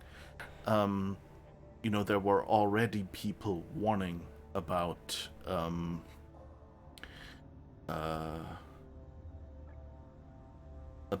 the whole shortage of CPU factories and generally chip factories, which is, for instance, why they released a very weird Raspberry Pi recently, which is basically the most popular older generation with a kind of overpowered chip from like 2 generations later, for the simple reason, you know, the board can't even really take advantage of that chip properly. But it's because they can't get the smaller chip right now. And so all the companies who are relying on putting this Raspberry Pi, using it somewhere or putting it into certain hardware or something like that, they can now get a board that is compatible, that will run the software they have, and, you know, it's at least available, something that they can put in there, so they can still keep producing. Whereas otherwise, you would have to go to them and tell them, hell, you need to redesign your whole board, instead of just saying, well, it'll be €5 more expensive or something because it's a bigger CPU or whatever. And it's really interesting, all these things that have happened. And apparently, there will be quite a while still until all of this will be resolved, because it's a problem we had before COVID, and COVID only made it worse. We've read before, processor or techno resources can't be stocked in shops for long periods, so they will melt all i3 and i5 and may stop processing more of them. That's the idea, but prices are nearly equal, so no need to pay for i5. Oh, okay. Interesting, yeah. Yeah, I guess I don't know what the cost of a CPU comes from, but my guess is that the thing is, you have a die, like a little silver disc, out of which they cut out the CPUs, basically. So they take the disc, put all the, turn it into a whole board of CPUs, kind of like a bar of chocolate, where you can break out individual squares. And so the thing is, if, for example, the price of that thing has gone up, like if getting the resources to make these is where we're constrained right now, then it's just not worth making the smaller CPUs anymore, because the base cost of this material basically dwarfs the difference between the other ones. So it could be something like that. That they just go, certain parts of the production process have gotten more expensive and it doesn't make sense to make new i5s. And I guess the old i5s might go up in cost for the simple reason that there are some people that can only put an i5 in their machine. And if they stop producing i5s now, then of course the existing i5s become more sought after by those people who actually, can only put an i5 into their designs. So that's my guess, right? I would have to read something about that more, but it's the only thing that makes sense from what you're telling me right now. i7 makes more megahertz for other parts like RAM and mainboard, and i7 allows more processor than i5. That's the only difference. Yeah, but the thing is, what they do is they use that to, like for one thing, making the CPU faster, so more megahertz, as you say it, is that usually means that it's produced in a different way, which is more complex, and it's easier to produce one that doesn't work afterwards if it's more complex. So that's why, usually they build like these different kinds of CPUs, because if you have fewer what is it called, refuse, I forgot the word, like production, like badly produced ones, like if there's, it's the same with TFTs, why larger TFTs displays are still so much more expensive, because when you make one, any of the pixels they have can go bad. And a larger display has like 4 times the pixel, because it's surface, it's not just a line, so it's the larger your display is, the more chances you have for one of these pixels going bad. And so you pay not only for the display you buy, but also for a percentage of the displays they make that turn out to be bad. And that's why, like, some manufacturers actually, you know, like, say you buy this display, it might have up to 3 bad pixels or something. And other manufacturers, the high-end ones, guarantee you no bad pixels. And so, if the panel that they built has bad pixels, then they can only sell it for the lower price. Rejects is a good one. Thank you, Ada. Yeah, like, then, you know, the reject displays, like, if it's only a few pixels, then they go into a different bin. Or if it's partial pixels, like some displays only have, like, the red component of like 4 pixels is bad. And then you barely notice that, you know? Whereas if you have an entire pixel, all components gone bad, then of course that's one stuck pixel. And that's why, you know, so an i7 is probably more complicated than an i5. And then there's the separate one for the cores, yeah. But that's actually separate. Like, you can make an i7 with this many cores and an i5 with this many cores. But then, of course, if a few cores are broken, what they often do is they kind of change the CPU to say, oh, I only have 2 cores, and it just ignores the other 2 cores. And then basically the broken 4-core CPUs get sold as 2-core CPUs. Cheap displays for non-UI designers. Yeah, maybe too. And I mean, it depends, you know, like if it's just a few pixels and they're at the edge of the screen or something, then, you know, you might not notice it. It might just be, you know, one of the gray pixels in the taskbar. So, not a problem. But yeah, I'm kind of talking out of my ass here. Oh, okay, lockpicking. Oh, I didn't realize. Of course, lockpicking uses willpower. Let's do that then.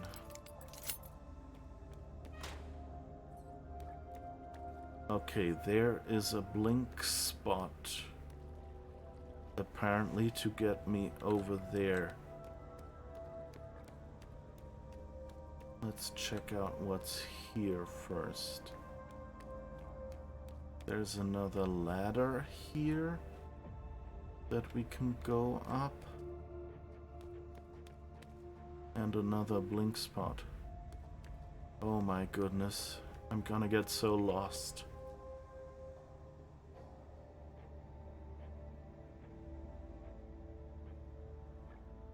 Okay, she won't even get close to that. Okay, that's how the game... why the game requires me to blink here. So if I do this, it'll just go over there. But that's 3 blood, so that's more than I can afford to spend right now.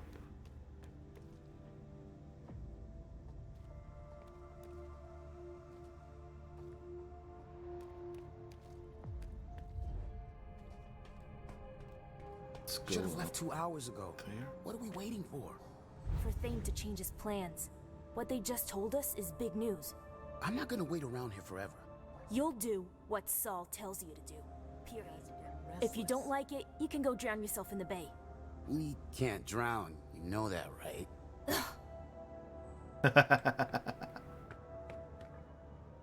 Okay, I'm not sure if I'm allowed to be here. I guess we'll find out. I guess we can just talk to people here. Ah, okay, this is just the other way around. Another hour or 2. Until then, stay cool. Saris and her bunch are on edge tonight. I don't want any trouble. Got it? Yeah. Okay. We can talk to you later.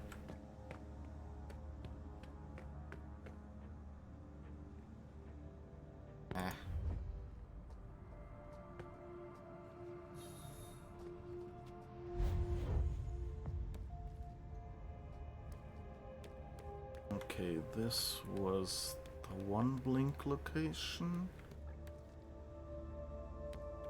This where we came from? Or what? I'm already lost.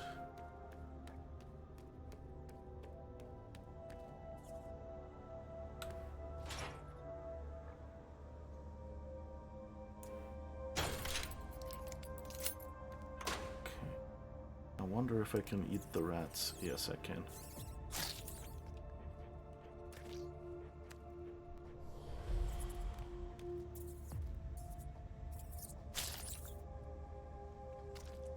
Oh, that increases suspicion. Oh, I didn't realize that. Oh, that's interesting. So I should have gone for the humans, I guess. Dang it.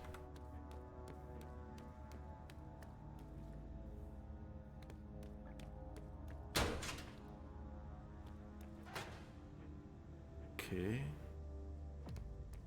Here's another ladder. Where does that lead us?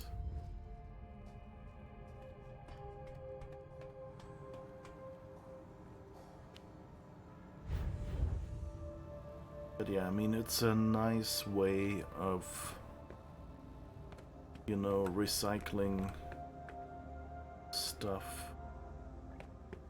in the electronics industry, if they can even take the rejects from the box and, you know, modify them slightly, and suddenly you can sell them at half price or something.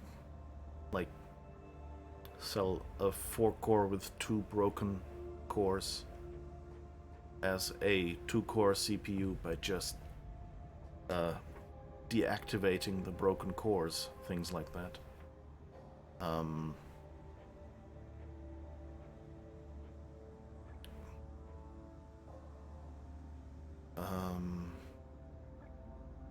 But yeah, you know, like, usually there is a reason why they have this price segmentation.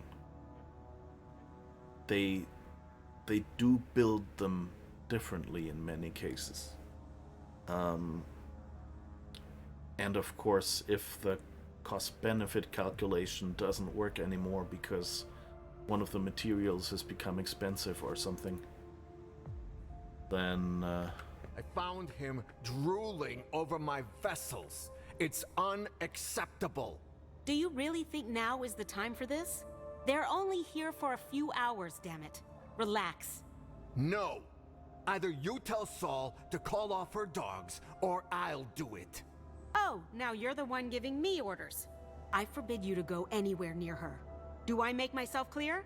That's an order. Dumb bitch. who are you? No one I can talk to. Okay. Oh, and that's the boxing ring. I guess we're on the backside of that now.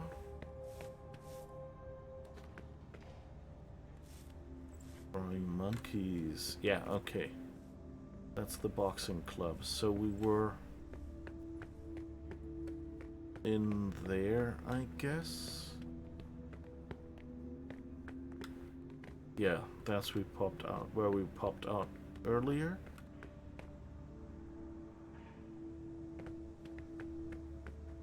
I like the atmosphere. And now this one leads to the other side of that. Okay.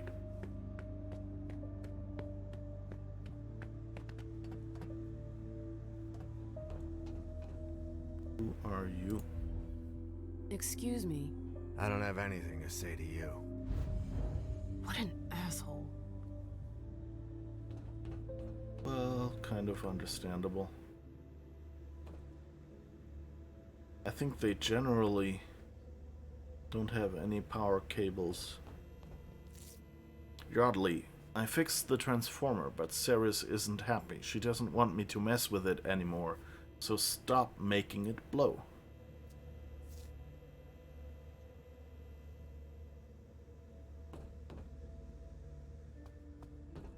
Okay. So this guy... Are you Yardley? Don't know.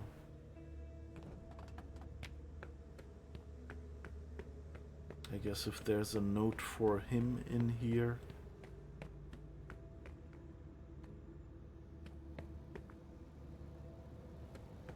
And that might be it.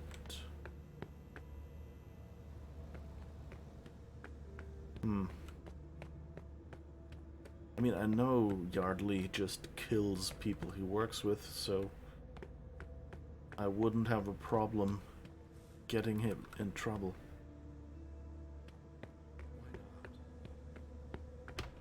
Good. Again. 1, 2, 1, 2. Control your beast, Effie. 1, 2, 1, 2. Okay, well, that's Effie.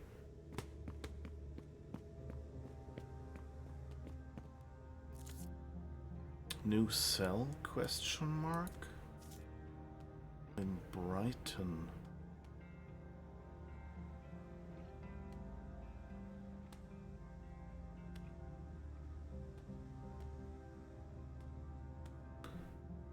Okay, I guess. Dane's gonna want us to go underground. It's probably for the best. 19 p.m.? The fuck? People, do you know how 24-hour time works? You don't need PM if you have 19.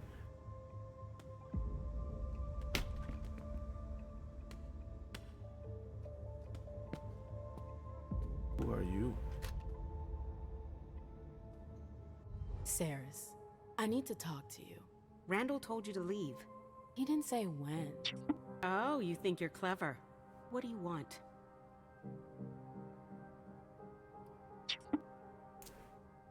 We have to talk about the SI. There's nothing more to be said. Randall was perfectly clear. He's making a mistake. The whole city's in danger. Don't waste your breath. I don't listen to the court's underlings. Now get out of here. Ceres, just hear me out. Get out. God damn it. If I want them to back me, I need to find a solution. Oh, so we need to find... We actually need to skip all the bosses and get the underlings. Oh, goodness. Maybe format 19 p.m. Yeah, it's All weird. this talk. It's a waste of time. I went to check Hangar 19 earlier. It's a fucking mess. The place is disgusting. There are homeless people everywhere and it reeks of vomit. I was already against letting Yardley play the trafficker, but this is too much. Randall We're should have hunters, been not tougher. fucking scavengers. Do something, Effie. Okay, so Effie wants better humans.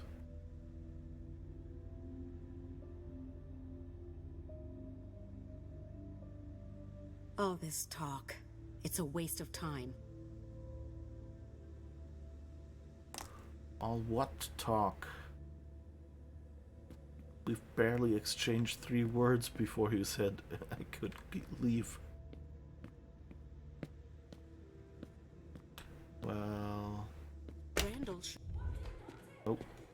Hey.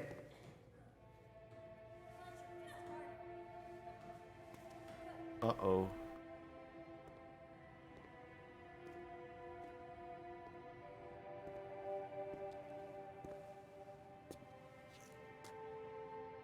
I see what you're trying to do. Is that a threat? You're way off. I'm on your side. I want to help. Why would you take that risk?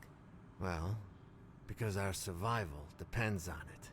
This isn't the first time Cirrus has put us in danger. And what do you suggest? An exchange of mutual benefit. Do you know why Cirrus disagrees with your plan? Out of loyalty, I guess. No, that's part of it, for sure, but that's not all. It's because of the Crimson Oaks. I've heard of them. I remember those guys. Hazel hated them. There was a time she fought with them. I thought they disappeared. Their leaders fled after the fall of London. Most of them followed, but others stayed behind and went underground.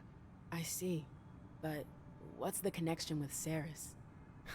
She works for them, and she seems to be pretty attached to their agreement.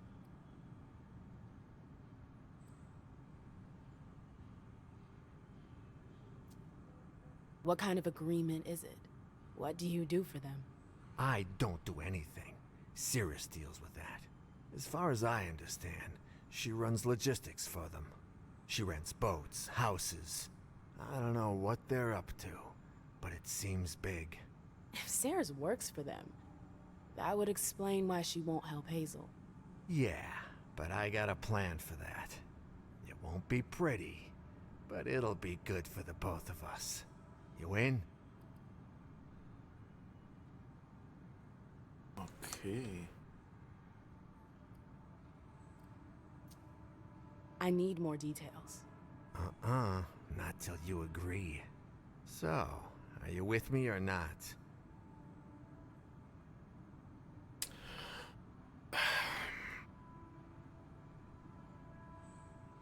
Was that a poster of Klitschko in Ceres' office? Could be something at least, yeah. Just think it may be generated by a Windows date time format. I mean, could be that they're doing that, yeah. I think it is 7-ish right now. Maybe they did that, yeah, that they just picked the number before the PM and didn't realize that, it seems a bit weird for a poster, though. But it would explain why it looks wrong. Although, you know, my date format is not set to say 19 PM, so if they do, they just pick the number and put PM after it, I would guess. Okay.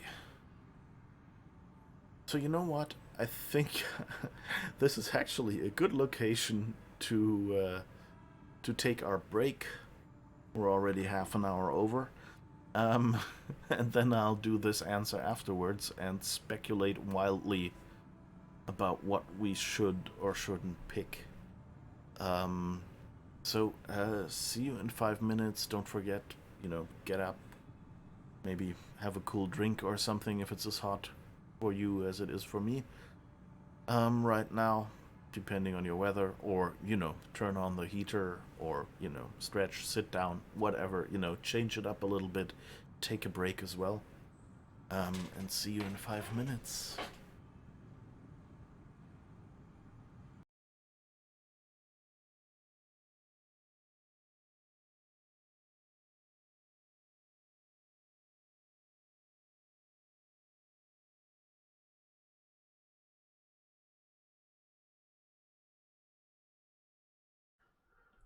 Loading. This is the loading song, because someone wrote the loading wrong. It takes so fucking long. This is the loading song. That actually happy that I came up with so many rhyming lyrics. You trapped me! One trick you can do with the larger ones of those, is to you can put them on a table, you know, so this would be like the tabletop, and then the rings in the back are just large enough that you can like put like a USB cable or something through it that you've plugged into your computer, and it will kind of, you know, like protect it from like falling down once you unplug it or something. So if you have like I don't know, like a keyboard that you hook up to your laptop or something, you can guide the cables so they don't hang around wildly and keep them from falling off the table when they're not plugged in. And ages ago, I bought this little box full of those. Swiss cheese has holes, which are, you know, like air bubbles that, you know, just occur during making the cheese. And in the US, basically, there is a rule for, you know, like excess packaging and, you know, like misleading customers that restricts the amount of, you know, like air that can be contained in cheese.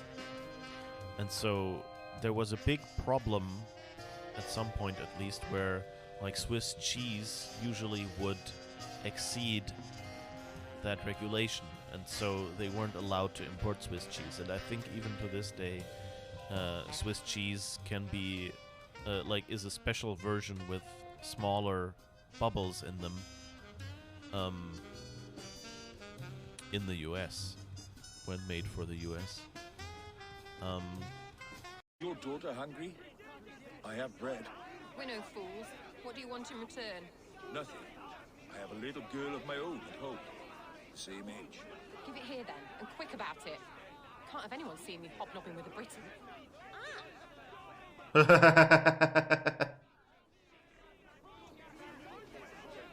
Nice. Hobnobbing with a Briton. I'm Guybrush Threepwood, mighty pirate. And you are? Joaquin Jacinto de Mera Alfonso de Oro, treasure hunter extraordinaire. What were you doing down there?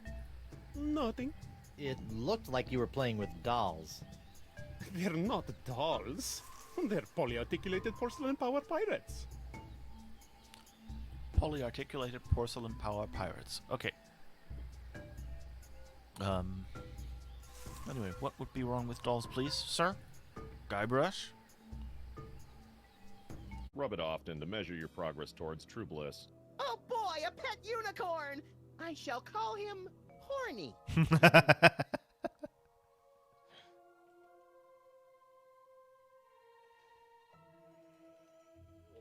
Oh my, how lewd. It works much better if you actually manage to push the button soon enough. He's cunning. We'll meet again. We'll meet again. Don't know where. Don't know when.